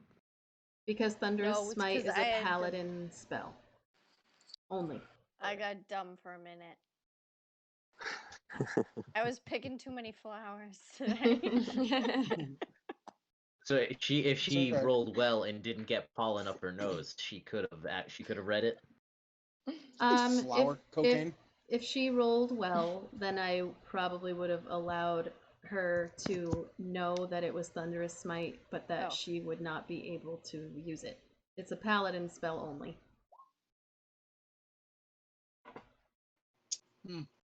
Okay. So the knight, so you're the only one in the group who can use that spell scroll. Just saying, you can sell it, but you're the only one who can use it as it exists. Well, it ain't mine. Homeboy over there took it. You don't want to share. All right. Okay. I didn't say I wouldn't. I just said that I just don't want to. I want to look at the pretty shiny gold stuff a little bit longer. All right. I can read for you what it does. I would honestly no, Eric. If you explained that I couldn't use it, it would just be dead weight. And did you explain to me that I can't use it? I would assume. No, I'm asking you, not the DM. I'm asking Erdnot. Yeah, I would assume that. Like I know, right, that he can't use it, but after I'm able to read it, I would know that he can't use it. Yep. Okay. Yeah. All right. So when you went to go hand it back to me, I would just kind of put my hand out and just, fucking keep it. You owe me one. You owe me though. Next time you find something shiny, I want it. Ooh. And if he doesn't take it, I'll battle have it. axe you can use. All right. Arik, I need you to. So everybody settles it down for the night. And Arik, I need you to roll me a d10. Oh no. As you lie there trying to rest and sleep. Oh, damn it. What the fuck? Uh-oh. Shit. So as you And we all wake up with our throats cut. No, as you close your eyes for the night, you do fall asleep. But you've noticed that your dreams are nightmares almost every night, and so your night is filled with these screaming faces, the screaming faces of the ghosts on the boat, of the faces of the soldiers who died, the men and women on that battlefield, as the goblins, their screaming faces, the screaming faces of your family and of Leah, and you are not able to get a really good sleep, and you actually wake up like screaming in the middle of the night, and like a couple of people are like look over at you. Radisir, you hear him goes shh.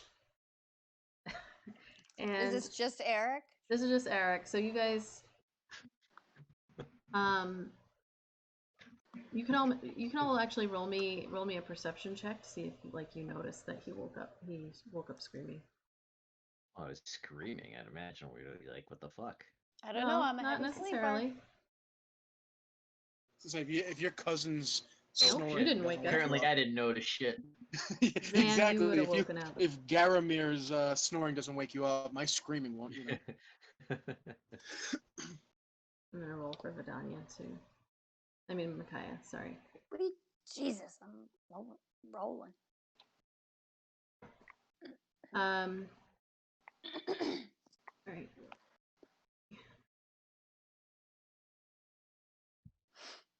Okay. Yeah. So actually, Zan, you're the only one who wakes up.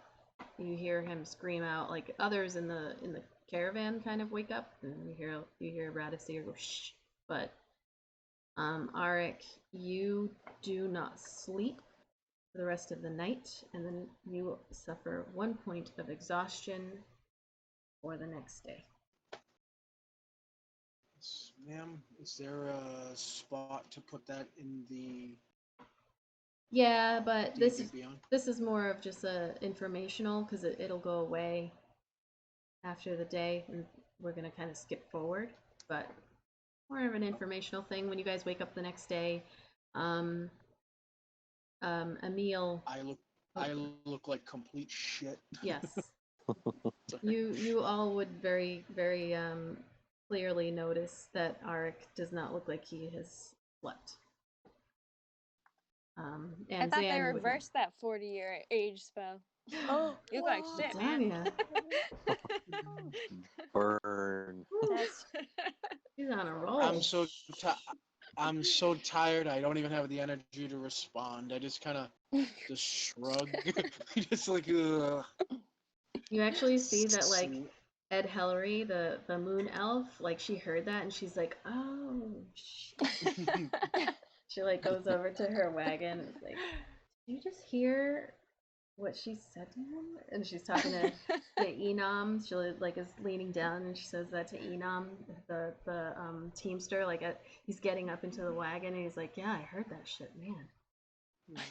We wouldn't want me to fall into any magic mushrooms again, would we, Vidania? tossing threats now. Tossing threats.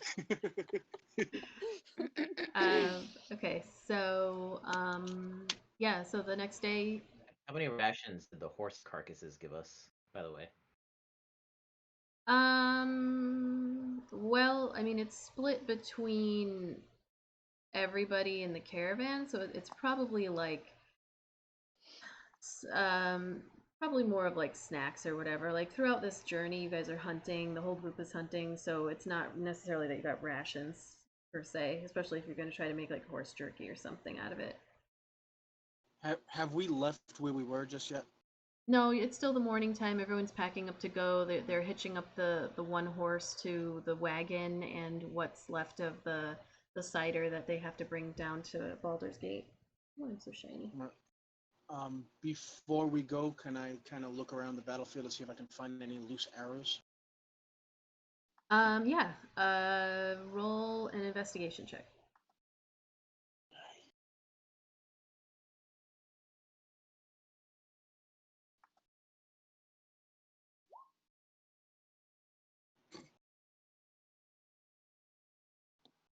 Find no arrows.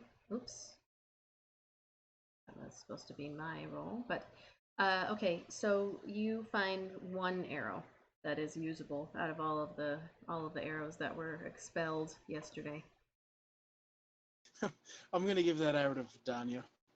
Even though I have a longbow now, I'm just gonna kind of look at her, half smile, and hand it to her. There's your arrow. Thank you. Before we head out in the morning, I want to just introduce myself to Green Imsa.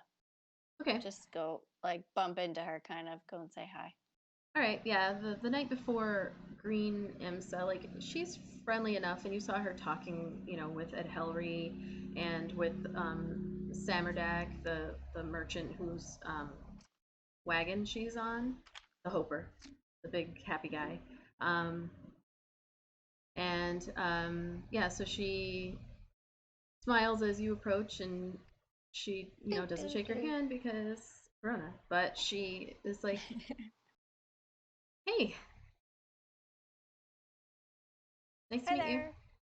Nice to meet you too. I'm Avi. Hi, Avi. I'm Imsa. This is a pretty crazy trip, huh? I didn't expect to run into issues just 3 days into this. I hope it gets easier. You're telling me. I haven't experienced anything like this before. This is my first merchant trip. Up Wow. this way. Well, I mean, I guess we're lucky we've got you guys, because that was impressive. I can't fight to save my life, so. Yeah. Well, those guys seem to know what they're doing, that's for sure. Hmm. Where are you headed? To Waterdeep? Yeah, I'm going Waterdeep. As you can sticking around see, there? she does like this little I'm green, and I'm trying to not be green anymore. And she smiles, and her teeth are all green, and she's like, it's awkward and uncomfortable, and everybody stares at you. I guess you would know that, but I'm trying to get to Waterdeep and get fixed, get this little thing fixed. So, once I get there, everything should be fine. Well, that's exciting. I mean, I kind of like it. I'm not gonna lie. Oh, thanks. I know you're just saying that, but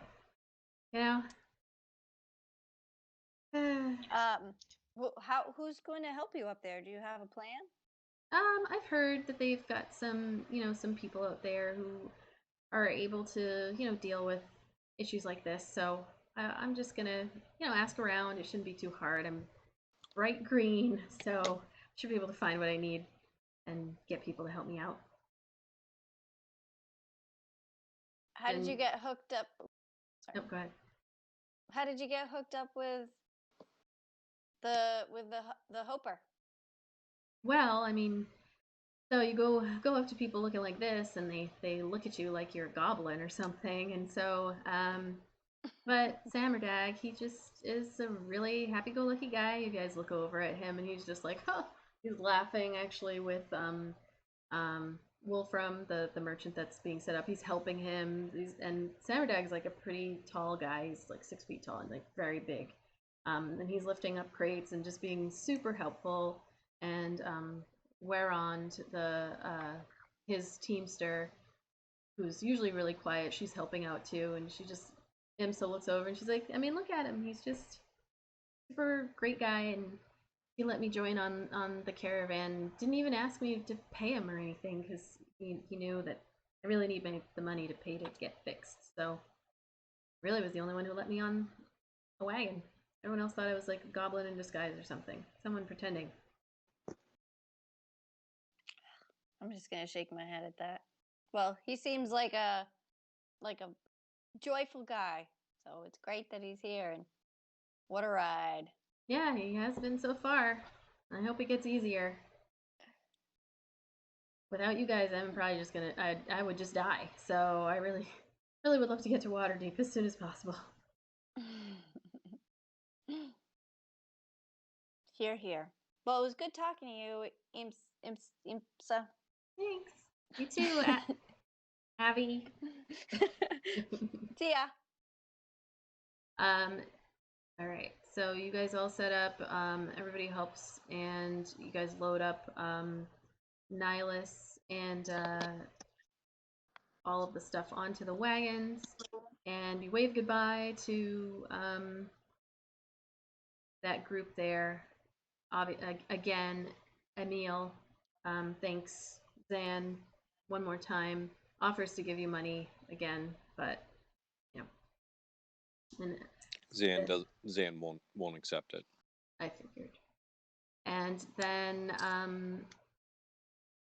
yeah, as you guys are heading off, Eldkin, the shield dwarf, kind of hangs back a little bit with your group, and she's looks at you, Erdnot, and she's like, "You got a good group here. That was very impressive what I saw yesterday. I'm glad to be traveling with you all." She nods. Or not Wait, nods which one says back. that? Eldkin, the shield dwarf, the dark-skinned shield dwarf. All right. So you head off. Oh. Sorry, to our group, or let's see, because we have elves. So I want to say to Zan and Vidania at some point, something about the Wagon C group, and just be like, "Hey, they look pretty nice. Where do you think they're from?" Wagon C. Mm-hmm. The brothers. Mm-hmm. Okay. Because we didn't talk to them yet, right? Not in any like Not real really. way. No. Okay. And you can see Nuhar, the one with the longer hair, as ooh, I can hear myself on Vidania, I think. I know. I'm sorry. My phone was dying, so I had to put it on the charger. No, it's fine.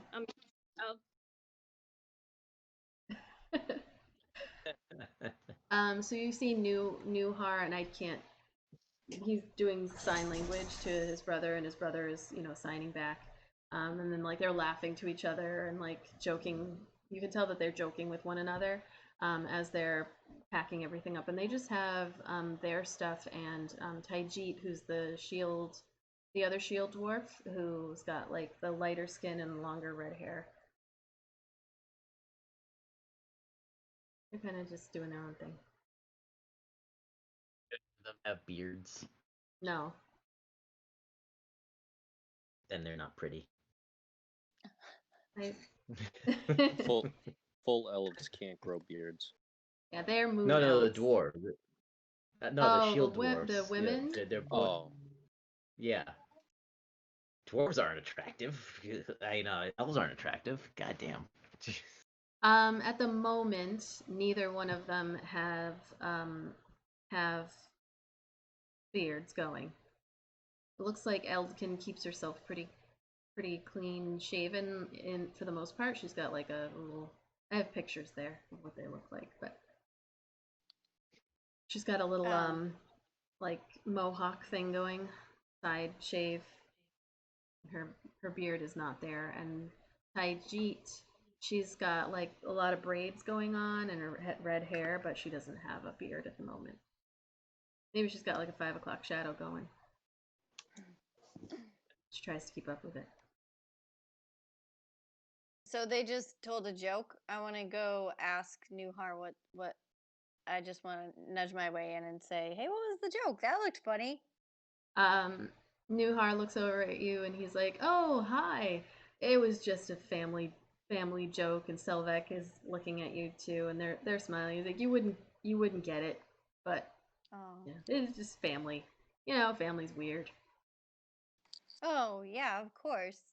It's like, great job yesterday.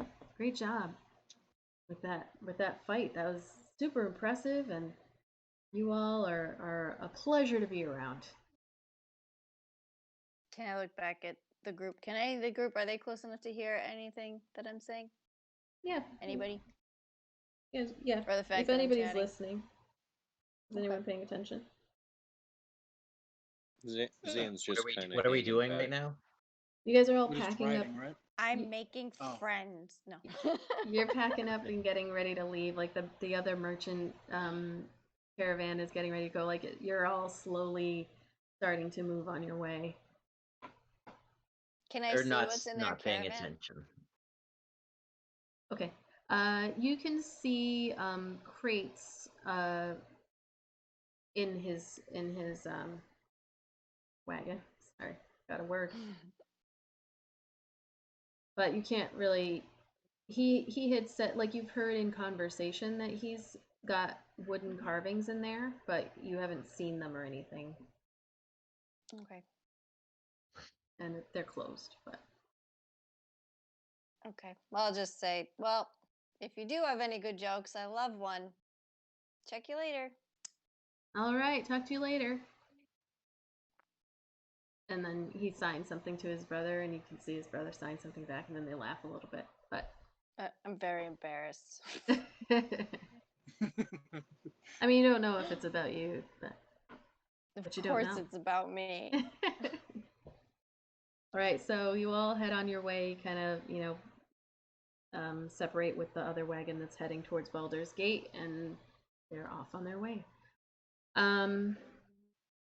Anything you guys want to do before we fast forward? No. Zan, seeing that Eckert was looking for some arrows, he's just gonna slip him 10 arrows as he's just kind of moping, looking at his longbow. 10 arrows. I'm not moping. Just the bags under my eyes from my really bad night of sleep makes me look like that. Then assumes. Not nonchalantly try to see what James is up to. Make a perception check.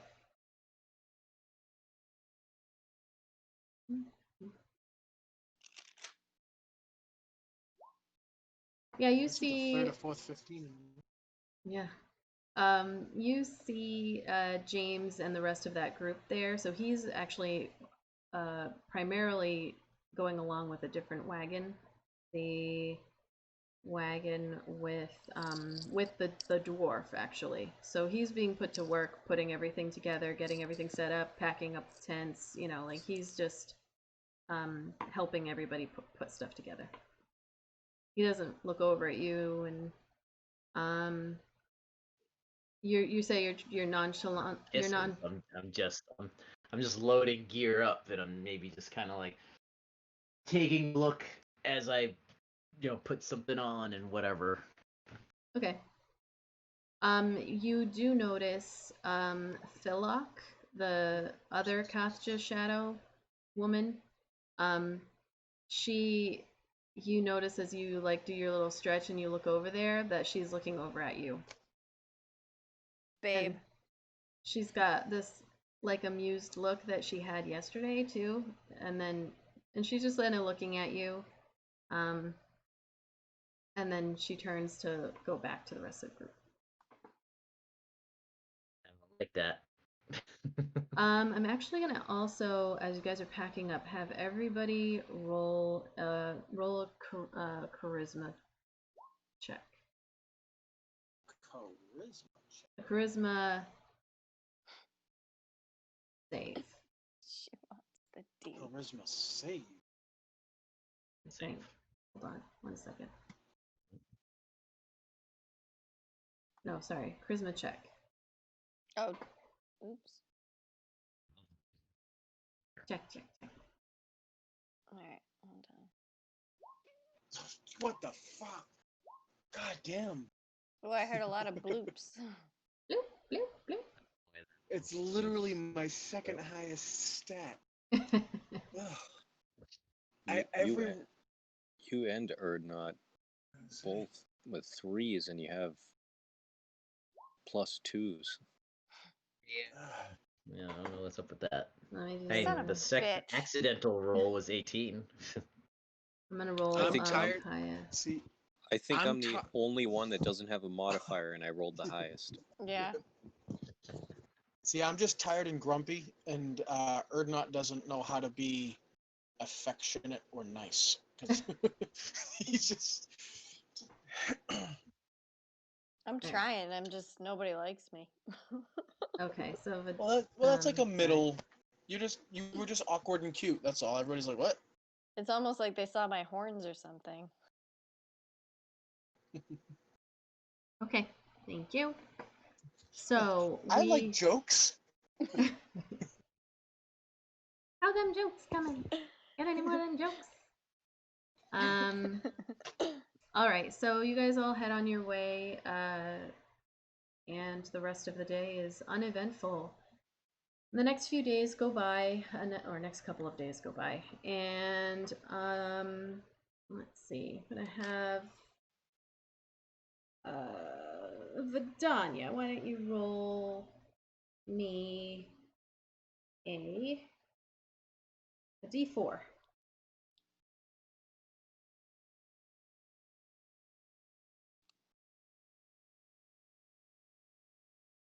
I didn't have my friggin' music. I got no music. I can't believe I forgot to do this. Hold on. Nope, you can go ahead and roll. Sorry, there's been no music this whole time. Okay, be careful in case it blows your ears out.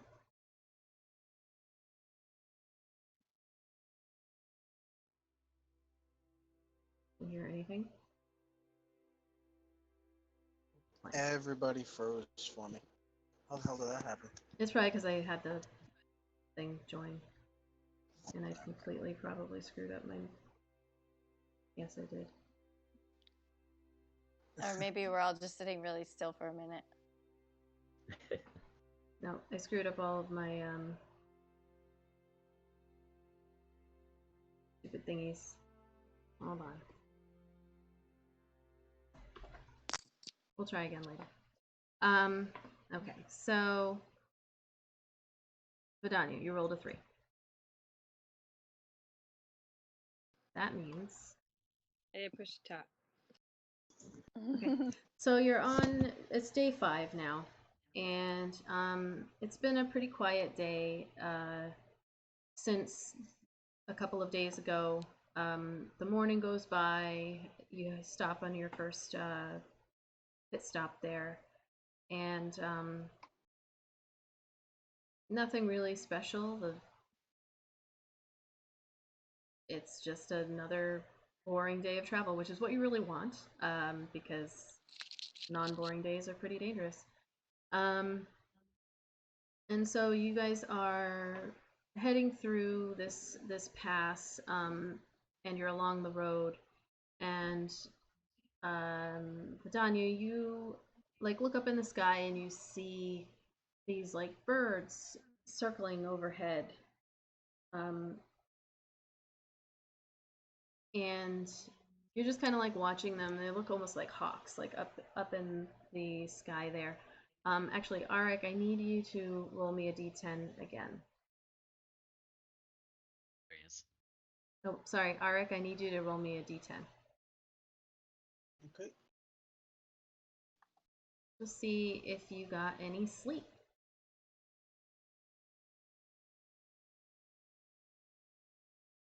It's better than last night.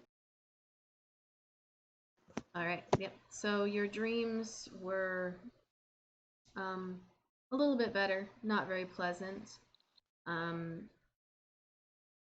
But this is kind of a thing that seems to be happening every night. So you slept the night before. And Vidania, as you are watching the those hawks up in the sky, you're kind of looking up as the horses are just kind of going along underneath. I actually am gonna need everybody roll me a nature check. Nope. Sorry.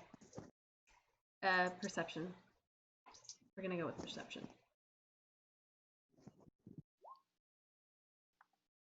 Are you sure you want to go with perception? Yep. Damn it!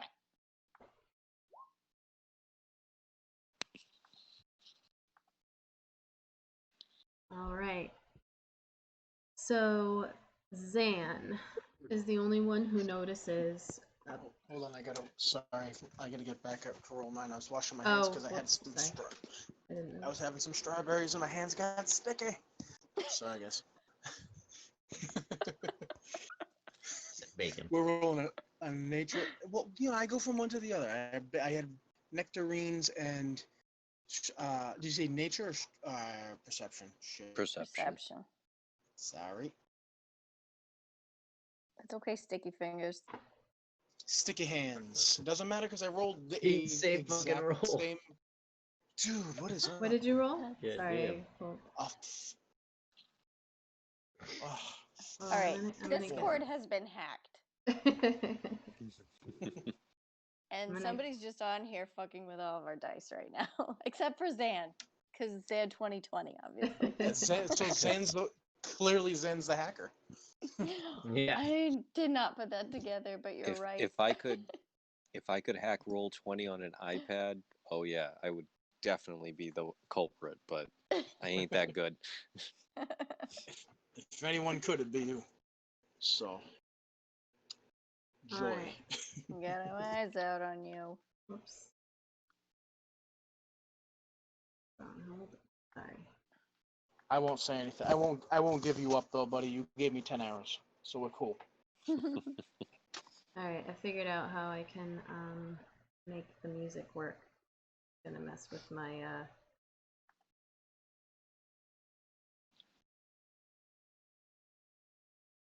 just gonna mess with my thing for a minute, so I'm just gonna switch it, get the music working. So Zan, you see suddenly like lightning, like these two figures literally dive out from behind these like trees that are on either side of you, and you watch in front of you. You've got the caravan with Aldor on his horse. Eldkin is actually, she's not on her horse. She's kind of walking next to hers, and Bade, the elf. You guys are in the middle, and then behind you is Ed Hellery's caravan, the moon elf and her group there. And so you watch, Zan, as this like flash of something comes flying out from the trees, and you like yell out, and Eldkin in that moment, like hearing you, she sees, and then she jumps over and is able to knock Aldor off of his horse as this thing comes swooping down and just barely misses him. And in that moment too, sorry if this is loud.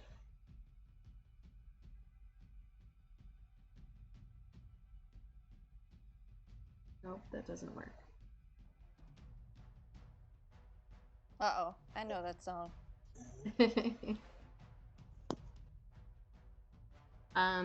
No, I can't make it work, so. I don't know why it's not working on mine. Oh my god. Woo!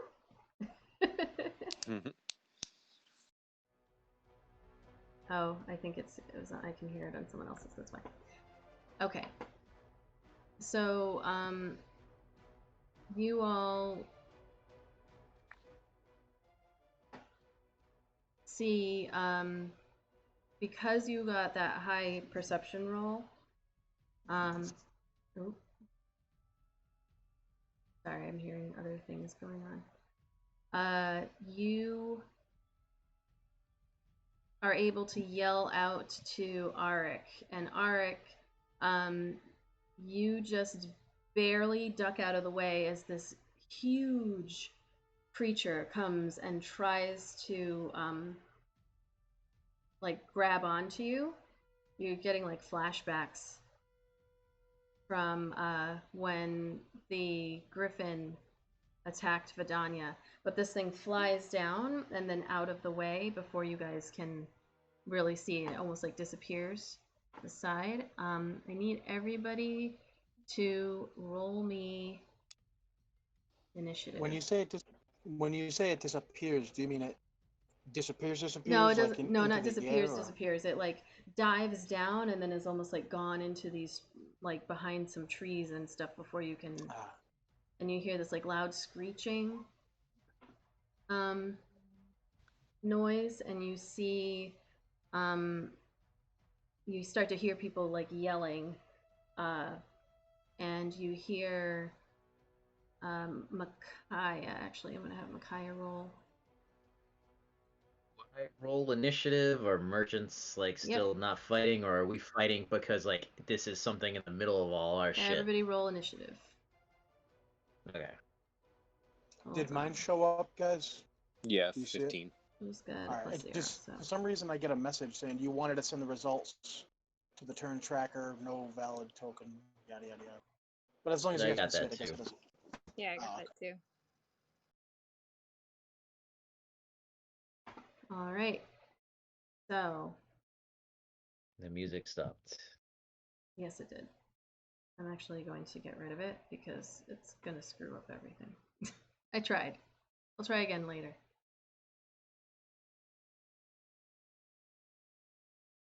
Okay, so I meant to have her roll a.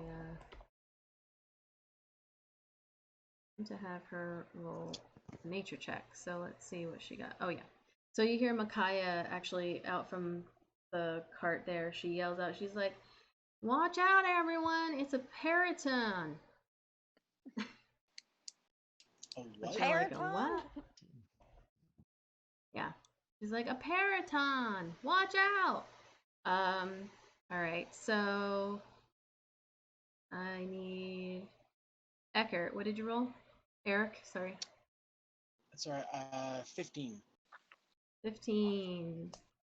I'm not gonna do both Ari and Micaiah. I'm gonna say that Ari is way back. He like hung back at the end of the caravan there, and he's really far away.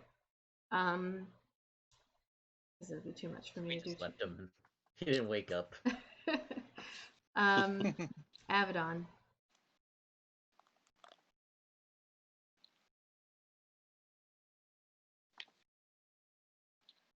All right, I had to move that. What did you roll? 13. 13. Hi, I got a 16, I believe. Yes, she did. Erdnot. Huh? 17. 17. Your thing like doesn't load right away when you talk for some reason. Vidania. 9. 9, and Zan. 13. All right. Okay. So, as this happens, the Periton swoops out of the way, just barely missing Arik, and the other one swooped and just barely missed Aldor. And this is basically thanks to Zan's high perception and seeing it before it happened. And let me see here. So you see Arik. This suddenly there's another like flyby. Let me put this one down. And Dun.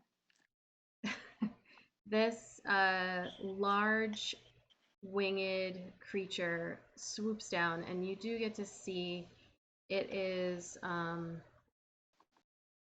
it's this like feathered winged body. It's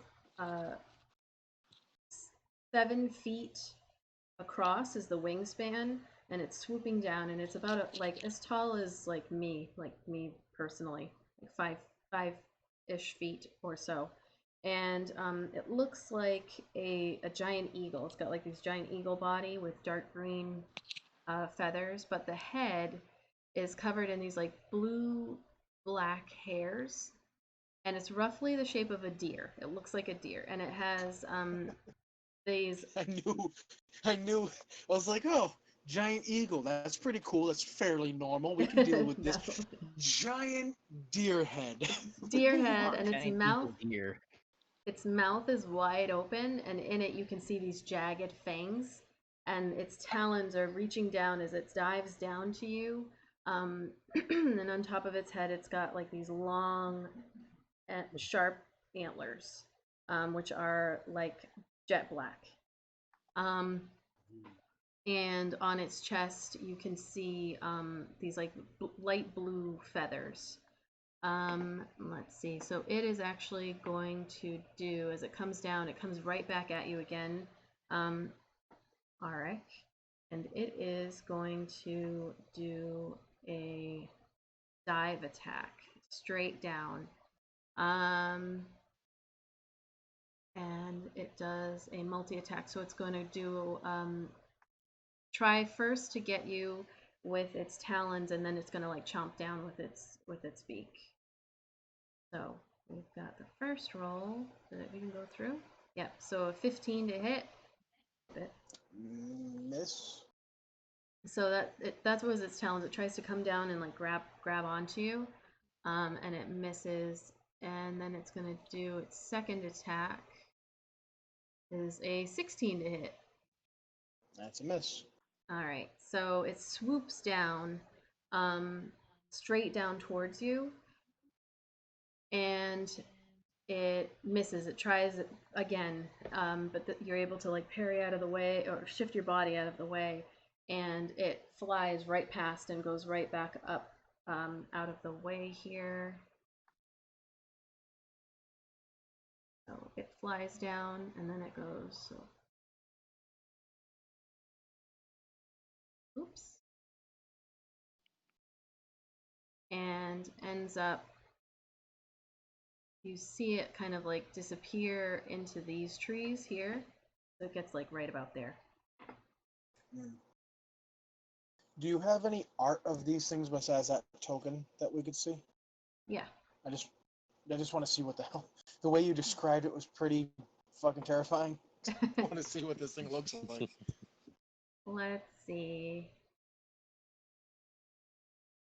All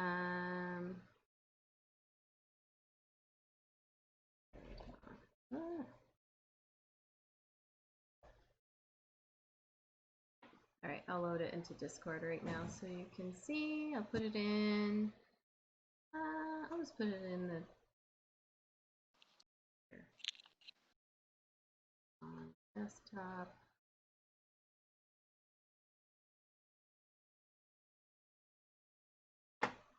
Okay. So. Jesus Christ! Yeah. Okay.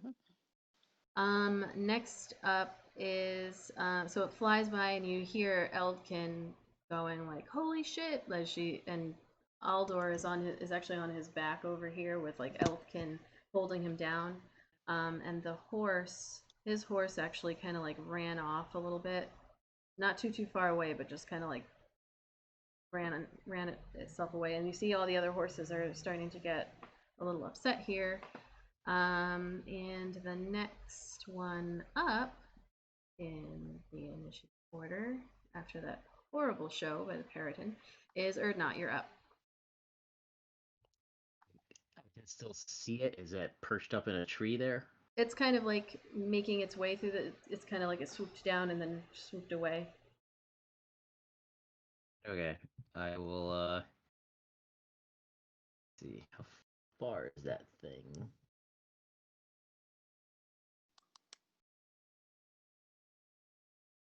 I will shoot it with an Eldritch Blast. Right.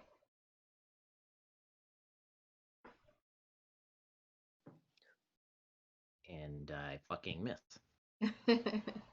You obliterated that tree, though. So it's okay. That tree is gone.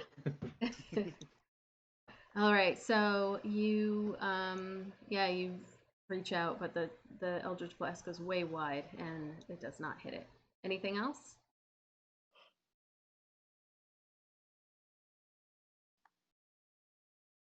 Let's see. I will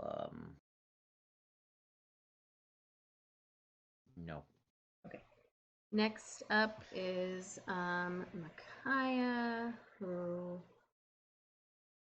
you know what? Thinking about it now, I'm just gonna have her hanging back with Ari as well. I'm not gonna try to have her fight with you guys. So she's actually not there. She's hung back. Whoops. Hung over from last night. There you go. She's hung over. So I'm gonna hide her. Next up is Arik, you're up. I guess I'll take a shot with my new longbow and my new shiny arrows that were just given to me by our president. Let's see. So yeah, I guess I'll just fire off a shot with a longbow. Okay.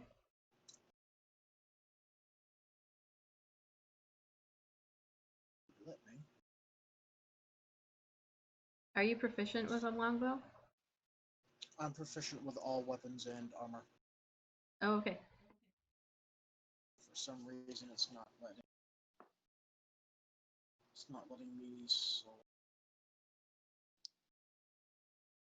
Oh, it's because I didn't have it. Yeah, sorry. Okay. Did it not?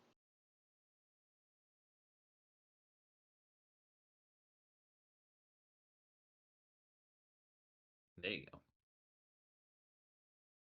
17. Yep, that definitely hits.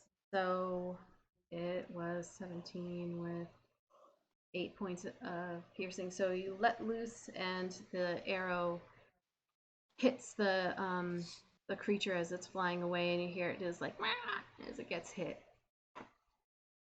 Good. Fuck that thing. It tried to kill me. It tried to kill me. Tried to eat me twice. All right. Anything else?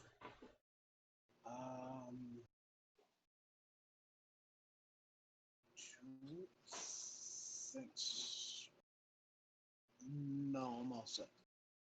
Okay. Alrighty, so the next one up is Zan, you're up. First thing I'll do is I'll cast Hunter's Mark on the one in the trees there. Was there two? Is one just not like in the area anymore? Okay. You saw the one, and then the other one kind of like disappeared behind the trees up this way. Oh, okay. I just wanted to make sure I just wasn't not seeing it on the map. Up which way, DM? Sorry? Up which way? I didn't see the It up this way. Up that way, yeah. I'm gonna fire my longbow at it. Okay. Yep, 20 hits. Sorry, I gotta open my spreadsheet for damage. So that's Hunter's Mark and Colossal Slayer.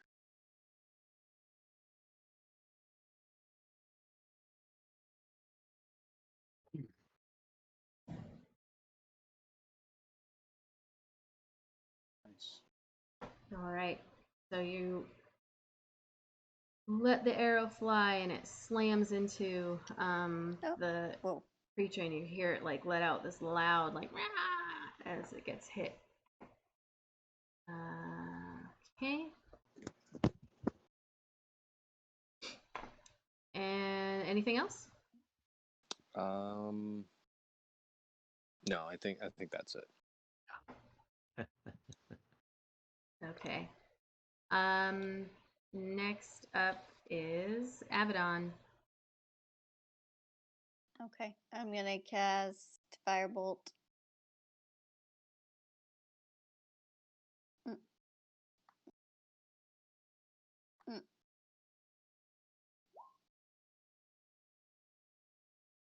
16 hits.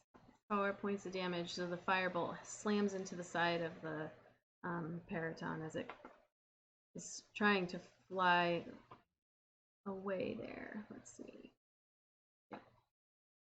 I love that this thing swooped in to attack me and almost instantaneously got a firebolt, an Eldritch Blast, and 2 fucking arrows fired right into its ass. Like immediately.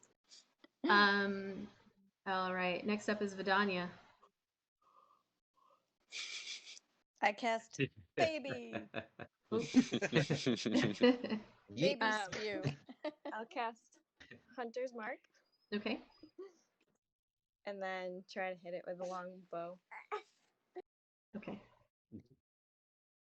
Throw the baby like a javelin. Do it.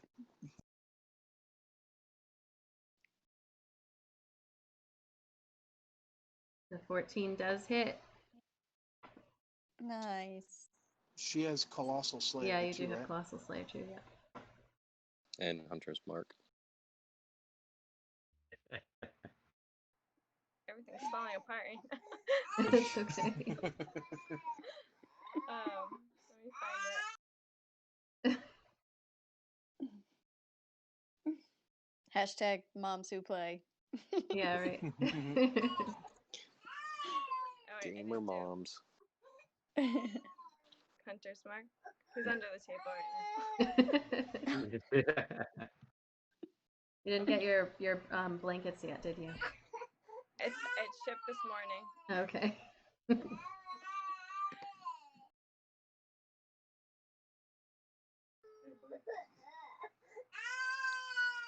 What am I doing? Hunter's Mark? Yeah. A D6. Where am I? Okay. Alrighty.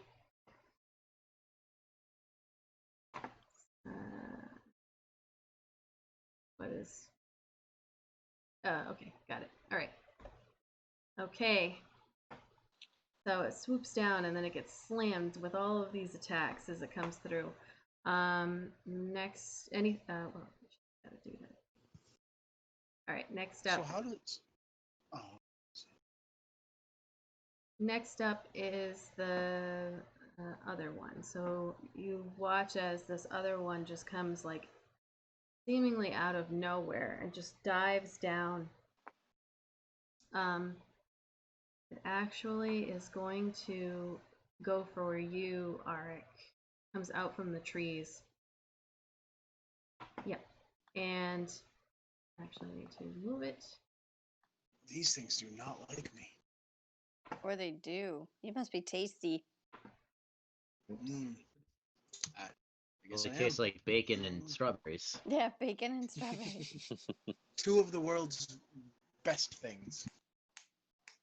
And it is going to also attempt, and as this is happening, you actually notice that there are other shadows, at least two other shadows, swooping down amongst the rest of the caravan here. And it just looks like these two are on you. So you can start to hear I was yelling. wondering, I'm like, why is nobody helping us? No, you can start to hear yelling and stuff as the rest of the guards and people are all starting to like attack and be attacked. All right, so it's going to try again with its talons to hit you. So it's a 23 to hit. And it's diving down. So it dives down. Sorry, my thing just froze and I just came back in. The last thing I heard was it was going to try with its talons. Yeah, so try with the talon. You got a 23 to hit. Yeah, that hits. So 6 points of piercing damage, but then it gets to roll another 2d8.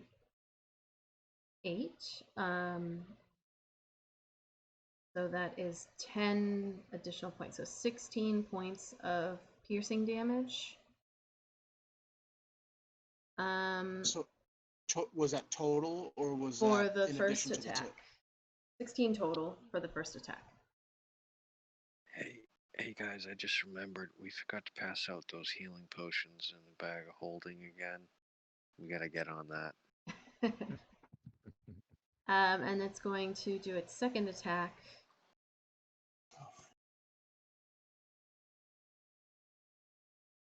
Which is actually an 8, and that misses. So its talons just like tear into your shoulder. But when it tries to bite down, you're able to like jam your longbow into its mouth, and it pushes away and then moves past. And it is actually going to fly back. Oops. 5. When it goes to do that, can I use a reaction? Uh, Can I? Is there if it moves away? I have maneuvers, actions, and combat opportunity attack. I can riposte.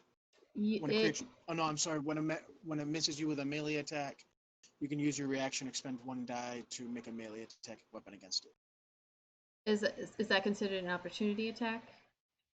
Reaction? It's under reaction. It says actions and combat opportunity. Okay. So this one Well, actually. I don't think it's under the same. Are you on my? Yeah. So my if page? if it's under reaction, then it's an opportunity attack. Okay. Yeah, so you can use your reaction. So this actually has a special feat called Flyby, and it does not provoke opportunity attacks when it flies away. So you cannot attack it as it goes by. Shit. It's too fast. Damn. It's super fast. These things fuck me up, and I can't do that. Holy crap. Okay. All right, so that is that.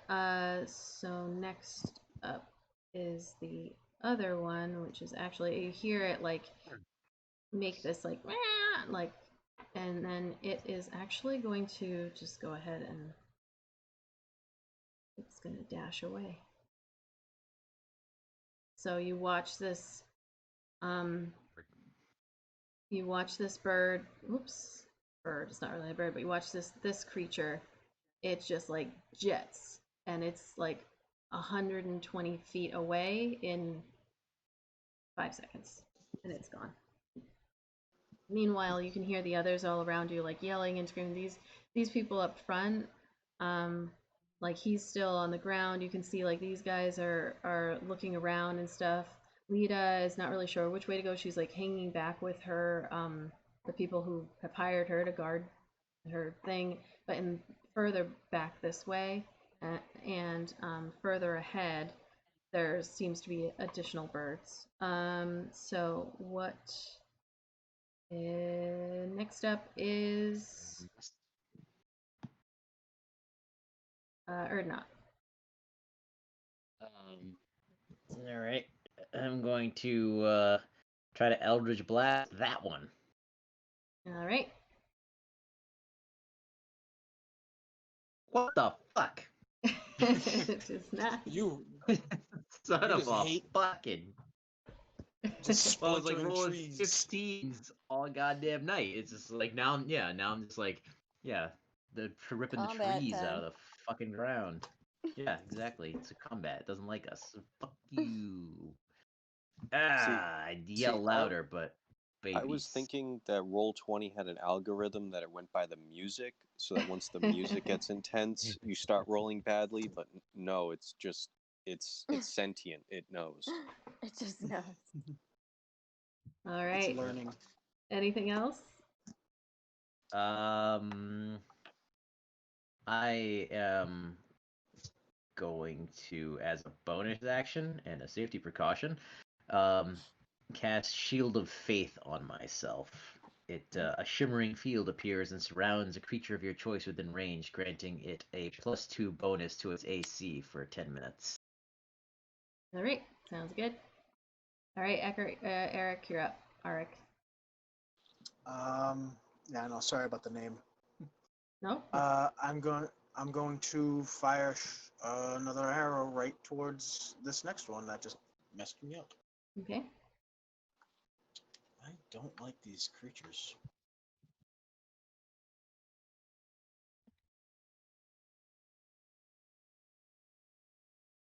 The 16 hits, so the arrow pierces into its body. You hear it yell out, like do a little whack.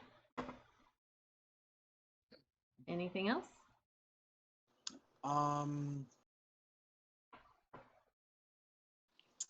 No, not. Damn it. Sorry, my thing keeps freezing up, and I don't know why. No, I'm all set. Is anybody else proficient in nature at all? I am. Okay, you can make a nature check for me. Oh, not good. All right, you've never. seen this Certainly a creature bird. before. You are not familiar with this creature. Unless is this classified as a beast? If it is, I get advantage. Let me see. No. I could just be like, This is a it shot in the dark. flies. Sam's Okay. like, it's alive. Like, look at that If it huge bleeds, we bird. could kill it. If it bleeds, we could kill it. Okay, next is Zan, you're actually up. I'll move my hunter's mark onto that one, Okay. and I'll fire my bow. Okay. Is that Yeah, your attack? that's a 9. Okay. So you fire your bow, but you're a little bit distracted because of the attacks that appear to be going on, like in the back and the front, and you fire wide and miss. Any other actions? No, I already used my bonus. I'm done. All right, Abaddon. Firebolt. Firebolt. Is that a cantrip? Yes, it is. Yes. I will use it 100 times. 20. Ah. All right, with now. 1 point of damage, so it singes the wing of the bird as it's flying. Oh, I keep calling it a bird, but the creature as it's flying away. You just hear Anything else? oh fuck from the tree. Ouch. Ah. No, that's it. That's all I got. All right. That's perfect. All right, Vidania, I'm just gonna assume she is also going to move her hunter's mark and fire her bow. So let me just pull up her thingy jigger. And that is a longbow attack.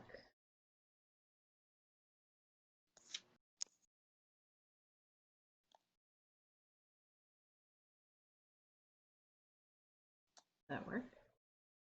Oh yeah, baby. Right.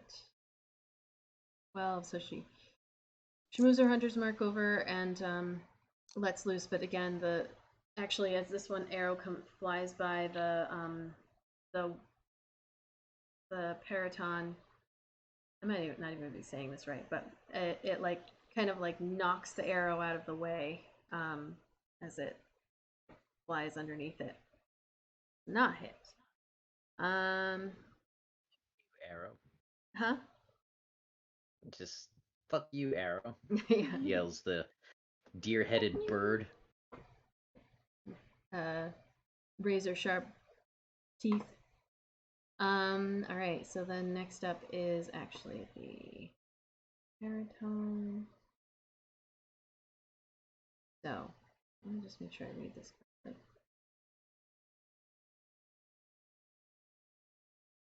All right. Yep. So it is actually going to swoop back around again and come right back down. When the other one did its like, rah, you heard this one kind of return the call there. So, whoops. Gonna come right back down to you, Arik, and try again. We should have cast this on you. Trying again. Fucking bring it.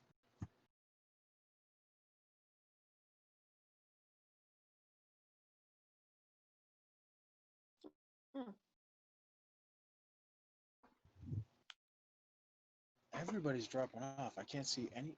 I see you guys, just Cuba and Izzy. Lauren keeps Yeah, disappearing. Abaddon reappearing. and Vidania. Wow, this is Glitching rolling out. horribly tonight. Yeah, so a 10. It tries to like grab onto you again, and it rolls a 10 somehow, with a +5. And then it is going to go for multi-attack, so it's going to make both of its attacks. Whoa, natural 20. Oh, no. Oh, there. A natural 20 plus 5. So it does not that bad though. Except, all right, so there's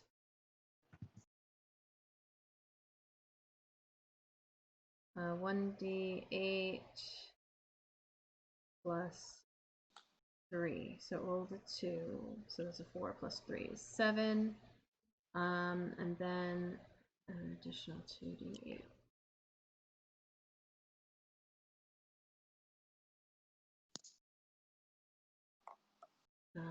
Oh, okay. No, okay. I'm gonna say, so that was 17 points. Actually, here's a quick question. Zan, when you roll your hunter's mark and you get a crit, and so it's double the dice, does it also double the hunter's mark? Yeah, anything that is a dice roll gets doubled, just not any of your proficiency or like dexterity or strength modifiers. Those don't, but anything that's a dice roll is double. All right, so you take Arik, A lot of damage. 27 points of damage as this Periton chomps down like right on your shoulder and just like rips a huge chunk of your flesh. And I am down. That just fucked me up so hard. Oof. So you're on your horse, right? Yes. All right. So you fall off of your horse at this point as the thing does that. So I'm gonna say you're not like 10 feet up, but I think it's.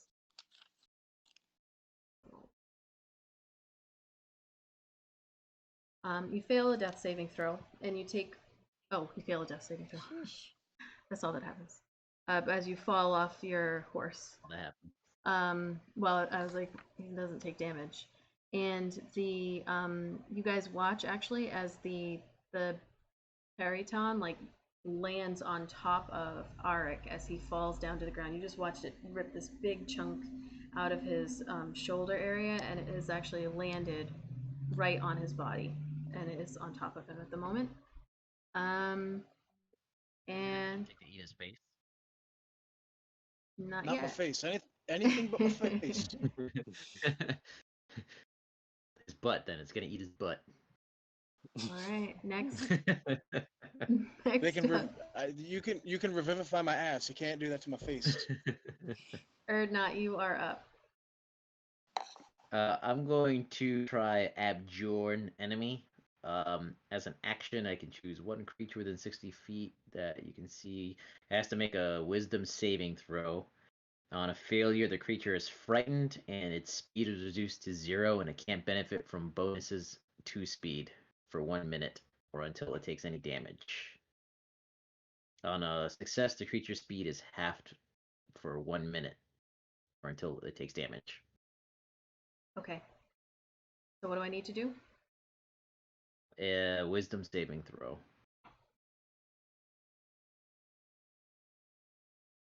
Right.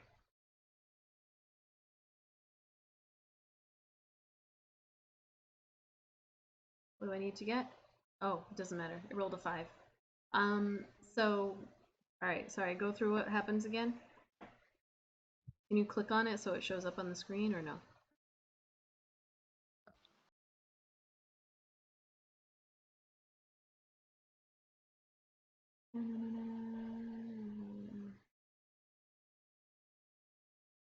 Frightened for 1 minute or until it takes damage.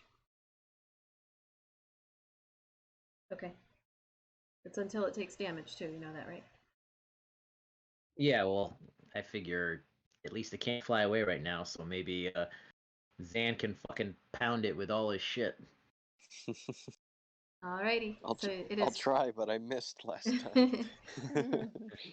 It is frightened. Let's put this one as let's do the bleeding eye. I don't know why. Okay. I'm gonna cast Hunter's Mark on it as well, because why the fuck not? Okay.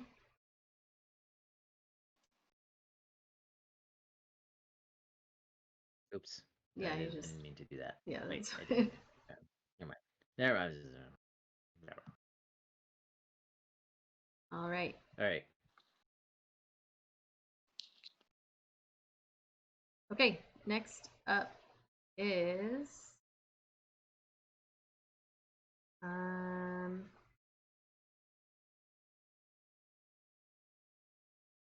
Arik, you're up. Oh, yeah, death saving throw, please. Yes, ma'am.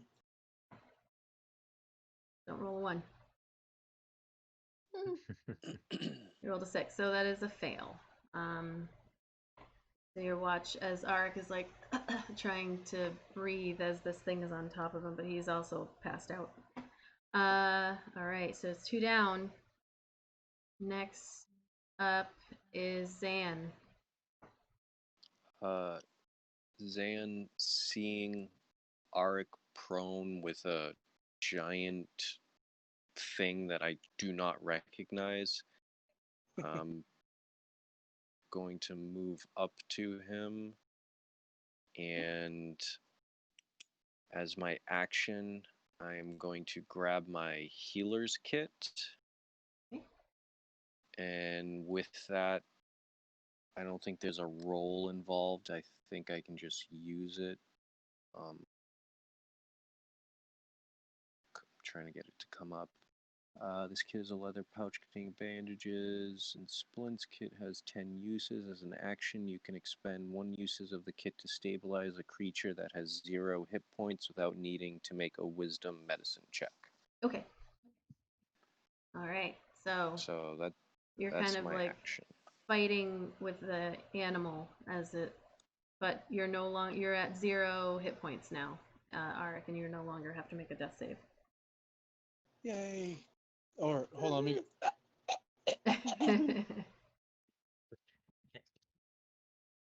All right. Anything else? I like the image of him trying to fix me while he's got this fucking thing in a headlock. Well, it's afraid. Is it only afraid of me because I cast the spell, or is it afraid of like everything right now? Because it can't move. I believe it is It also- only afraid of you. And it can't move Yeah, it close should be. to... Frightened, I think, means it can't get closer to him. Right. It can't move any Well, closer. Hold on. Well, this isn't. But This yeah, reduces the its speed spell, to 0. yeah. The spell itself. It can't move anywhere. Yes, for the spell, it can't move at all. Its movement is 0, but for frightened, so you froze it on top of my body. So it. Oh, why did it click to that? Ugh, no. Okay. It can't willingly move closer to the cause of its fear while it can see you, and it's got disadvantage on ability and attack rolls while the source of the fear is within line of sight. All right. Next up is Abaddon. Did he have any bonus actions he was going to use on? Or... No, all my bonus actions are spells, and I already have Hunter's marked. Okay. I'm gonna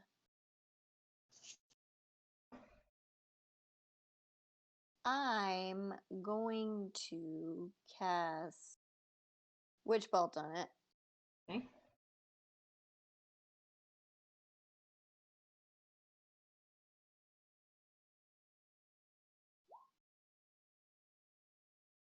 Nice, there you go. Oh boy. Okay. 23 hits for 11 lightning damage. So you reach out and blast it. That's a 2nd level spell, right? That is a 1st level spell. All right. Roll me your d20. Oh yeah. Oh fuck. Oh god.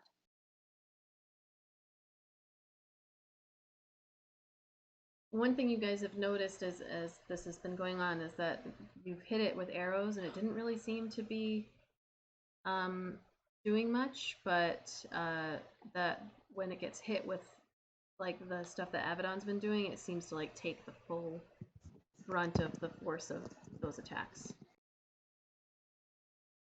All right, anything else? Um,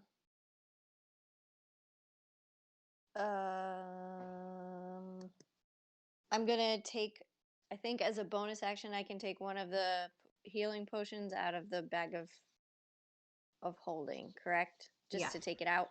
Yeah, Yeah. okay, so I'll take it out. Okay. All right. Vidania is going to do what she normally does best. Murder And hobo! shoot. Dump them out. Is going to shoot at the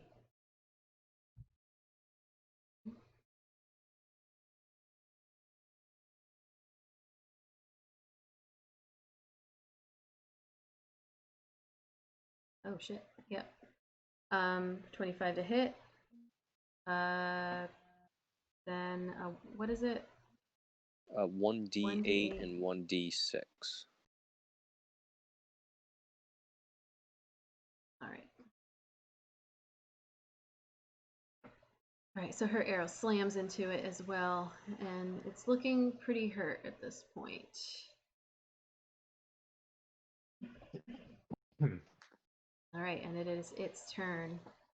It is no longer frightened. It took damage.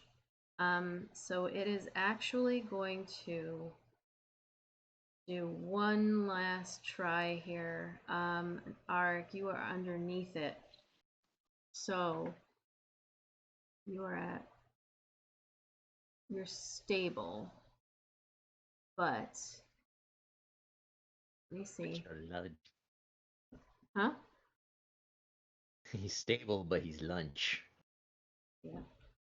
Well, if it wasn't frozen on top of me, it might have flown away. No, it took down its prey and it wants to continue eating. All right. It is going to attack you 2 times. Okay. Let's see here. Like, all right, let's just see what happens. All right, that's a 10. So it try it with its talons. It comes down on and tries to like rip at your armor, and it's like going for your chest and trying to pull off the armor, but it's a 10. It can't quite get through, and it's going to do the gore attack with its beak. And that is a 22 to hit, so that is actually a crit against you. So that is 2 failed death saving throws as it tears into your chest, and it's like digging in and trying to get to your heart, but it can't quite get there.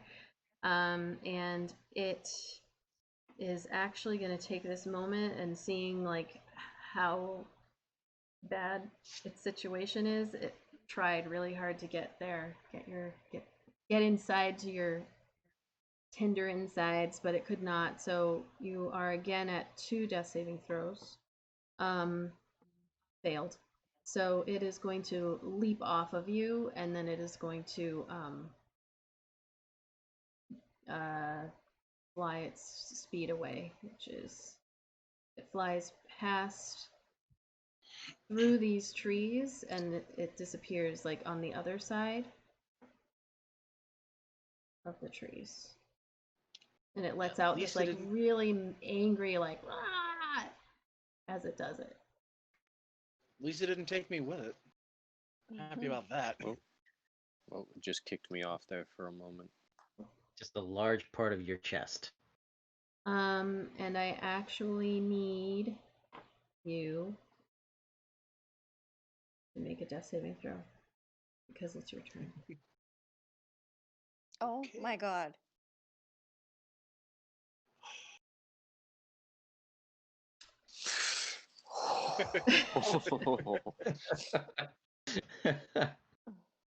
All right, so you succeed. Zan, it is your turn. I will my cast. My turn. Oh yeah, isn't Right? Don't Erdnot I go? up before me? Yeah. Oh, yeah, sorry. I skipped you. You should have gone before Okay. Arik made that. Go ahead. We don't have to shut redo up. anything. No. Alright. No, I'll hop off and go over there, take a look at the gaping hole, You have and you only have a couple seconds, so he's still I know bleeding I'm out. looking for the damn thing here. God damn it! Where's my Lay He your hands slowly on comes him. down off of the horse and is like, You're a paladin. I Well, gave you you that scroll, god damn it. You This is only the have to give him one. right. Pretty sure you just have to say that you give him points. actually gonna give him healing light, which would give him more than just 1 point. But since everyone's being a prick about it, I'll just touch him and give him 1 point of life. I'll give you 5. You don't have to sound so fucking. I'll give you 5. It's gonna give you more. Okay. I'll give you 5. Thanks. No, yeah, actually no. I'm gonna do. I mean, you can roll a 2d6 because I'm gonna do healing light on him. Or do I roll the 2d6? You roll the 2d6. It's your spell, so you do the thing. Okay. So, not the 5. You're rolling something different now. Well, this might get you more.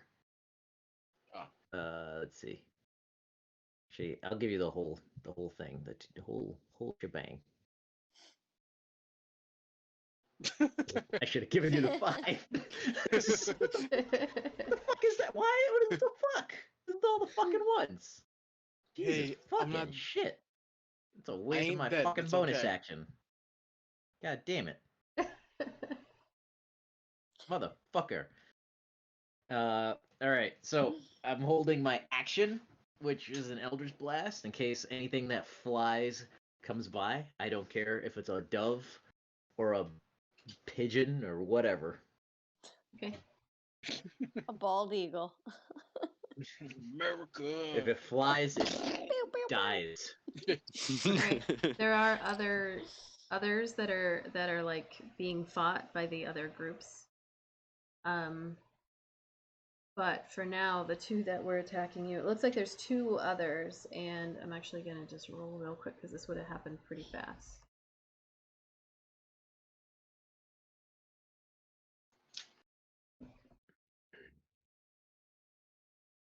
Okay.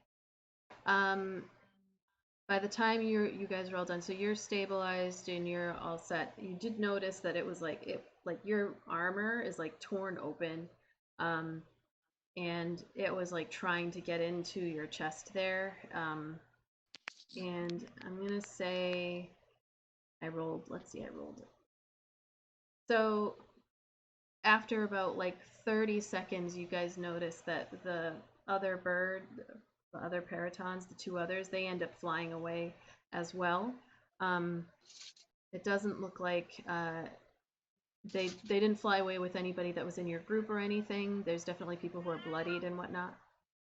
Is that a cat? Sounded like somebody going like help. Yeah, That was me. That's that was Pumpkin. yeah. That's me laying on the ground. That was Koi saying goodnight. Good The night. noise. It's the noise escaping the gaping hole in my chest as I breathe. So, you guys all get the impression here. So, like, first of all, Micaiah comes running up at that point, and she's like, "Sorry, I was so far away, y'all. I wanted to warn you. Those guys, they go after humans, and they try to eat your heart. So Jeez. you gotta be careful when you see those motherfuckers." Ah, sorry, I didn't get up here fast enough. Thanks, Makaya. Like they're like killer whales that like just what is right? It's the killer whales that go after like seal livers or something like that specifically. Yeah, they specifically like target organs. Yeah. Yeah, so you guys all like everything kind of dies down and people are all checking each other. Aldor gets up and he's like holding his head because he kind of fell against a rock there, and Eldkin is helping him up, and he's like, "Holy shit!" And you can see that there are a couple of other people. The cultists up ahead, they seem to have like joined in to try to help with one of the birds, which drove it away really quickly. And let me see who else is in the group here, real quick.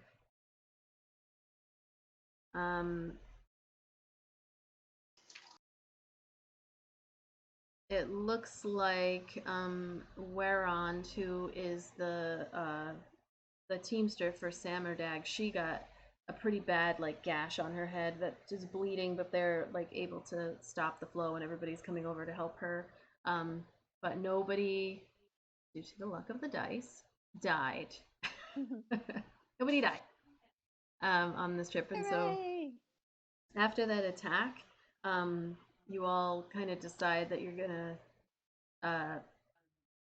move on just for a little bit more, like a couple more miles that day, but it's starting to be, it was like afternoon when this happened, but not quite dinner time. So you just move on just a little bit, and you guys end up making camp like an hour or two earlier than you normally would, just because people are like, okay, we need to like calm the horses and just take a break, because that attack was unexpected and like very violent all of a sudden, and gave a lot of people a pretty good scare.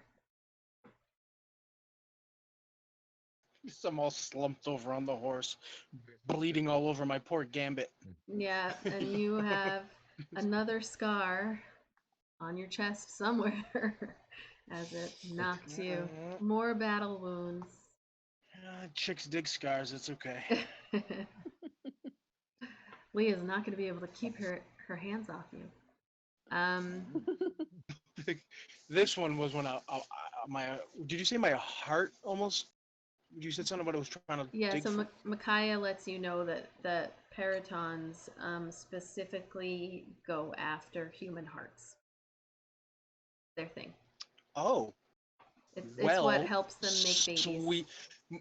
Sweetness, my heart belongs to you so dearly that even a fucking whatever the hell this beastie bird thing is couldn't take it away.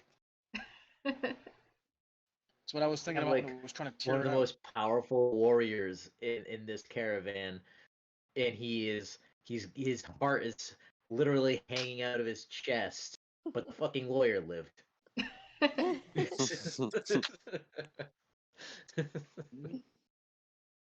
mean, I'm assuming the guy hid in a toilet, like an outdoor porta potty.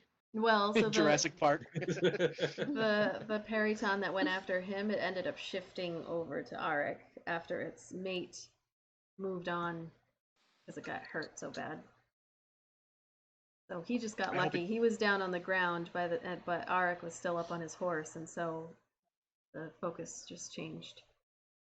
I hope that Periton's mate dies in its nest a long, fucking hard death. Hey, it tried to pull the heart out of my chest with its beak. It's just doing what it's supposed to do in nature. It's an abomination and it deserves to die. Yeah, but did you die? Wait, who's saying that? Sort of. Actually, almost. I was gonna say I was my feelings. pretty much dead. Yeah, you were very close. That was very close. Yeah. Yeah, that was scary close. Yeah, what? You'd have to drag your carcass all the way back to Baldur's Gate. Like, we're in the middle of nowhere. Just bury. Just let me die. It's like couldn't even pack you on ice. No, there's no cleric close enough in order to bring you back I'd be from pretty the dead. fucked. That would just be that. And in my ghostly form, I would forever haunt Erdnot for being like, hey, remember the time I was getting something ripped out of my chest and you froze it there? Remember the time you ripped your heart out? It was on top of me, eating me.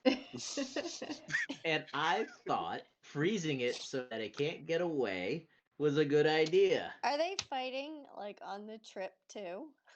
Yeah, yes, we are. Yes, we are. Yep. Are you yelling at each other as we walk? I'm just screaming. I'm just screaming blood everywhere. Just super upset.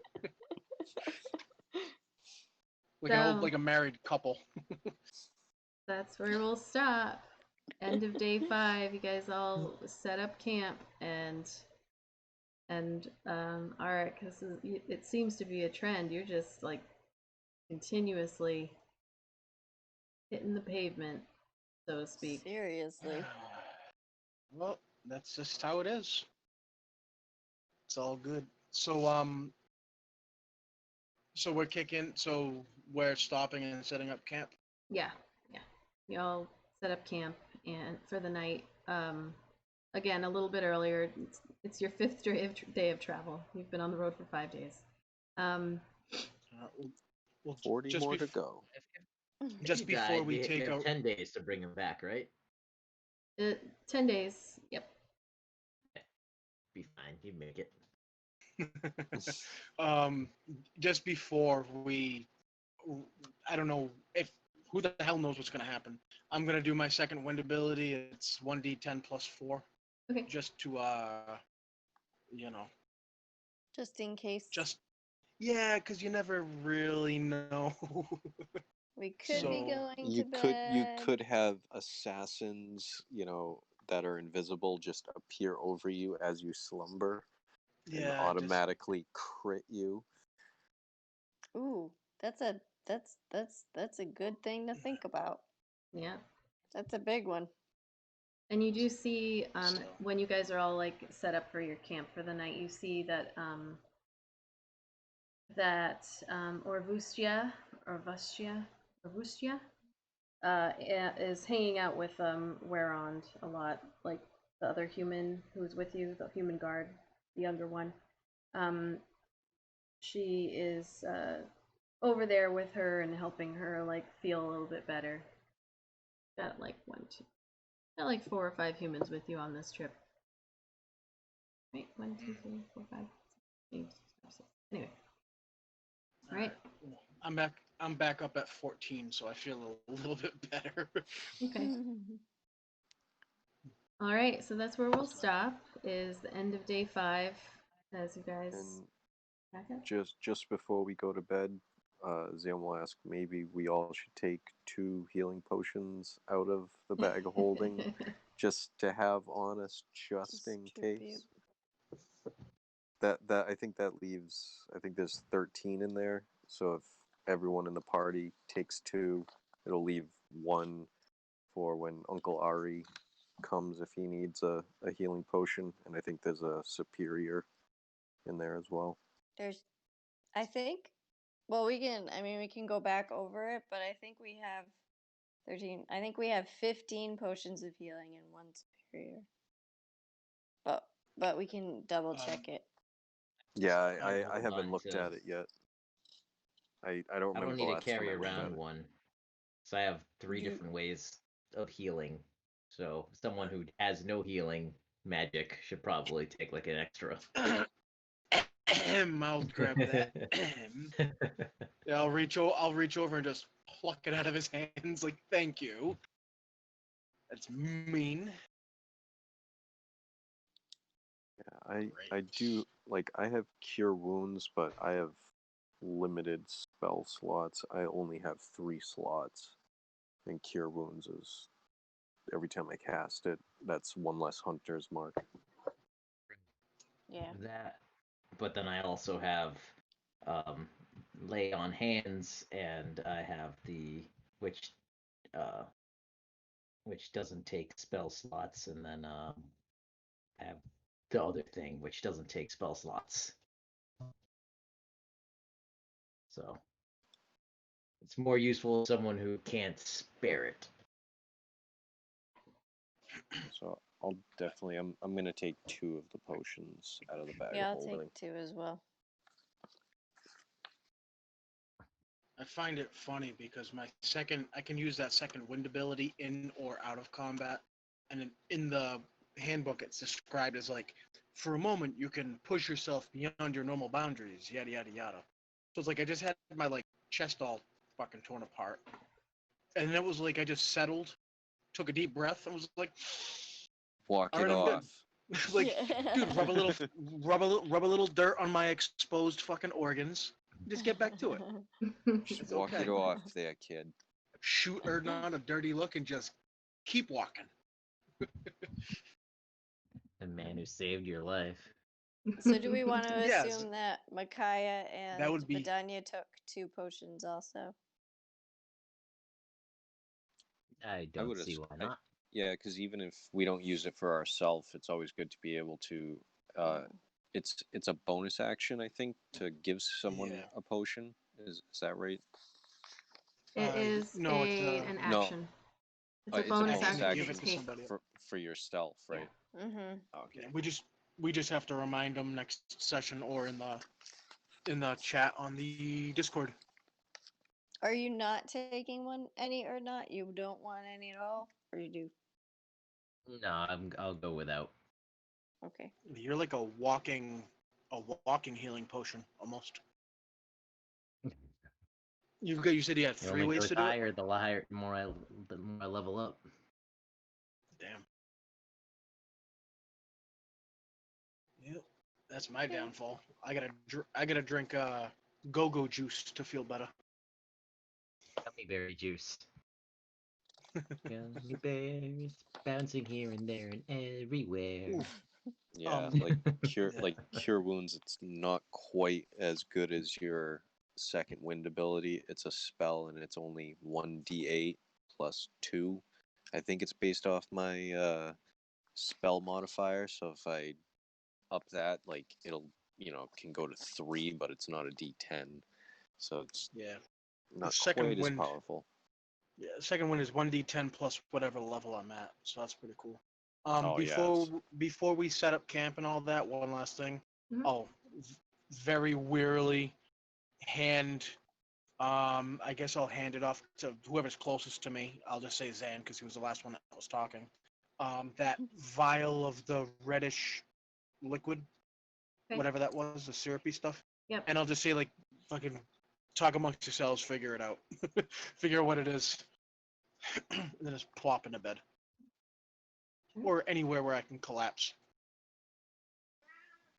All right. Before bed, I don't know if there's any way I can try to identify it just by looking at it.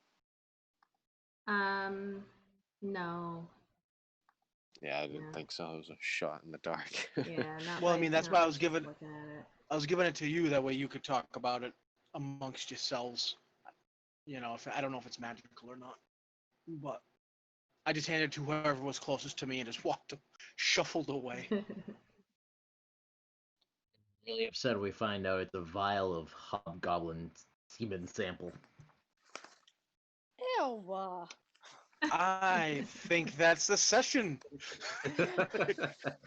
I'm just saying, we don't know what it is. She said it's thick, it's syrupy, it's see-through. No, it's not see-through. It's red. milky It's not see-through? and red. It's a milky red. Oh, hobgoblins. I don't know. I don't milk them. It's whatever the hell came pouring out of my chest when that thing was eating me. So. All right. Well, Alrighty. yeah, we'll continue on Tuesday, I guess, at the smaller session. We're starting over with our followers, so that's slightly sad, but it was mostly us anyway. Follow us. Don't forget to follow, and You can win something. you can win something pretty cool, custom And we're mini from funny. Hero Forge. But yeah, so we'll start up on Tuesday. If you guys are interested in that like fireside RP session that we can all do, if people want to, I hadn't thought really about like a time or any details. I just figured I'd throw it out there and see what people thought. But we can, pretend Yeah. and be nerds. Sure, that sounds great. I love Around it. a fire. I think it would be fun. Mm-hmm. And even if not Well, we're everybody all gonna- can join, we just say like they're sleeping. You know. We'll just prop a phone up on a chair, and you can be there. Yep. And Abaddon's on. Oh, jeez. All right. Well, All right. have a good night. I'm All surprised right. Have a these good night. guys Good have been asleep this good whole game, time, everybody. Good Good. session, everyone. Good game. Good night.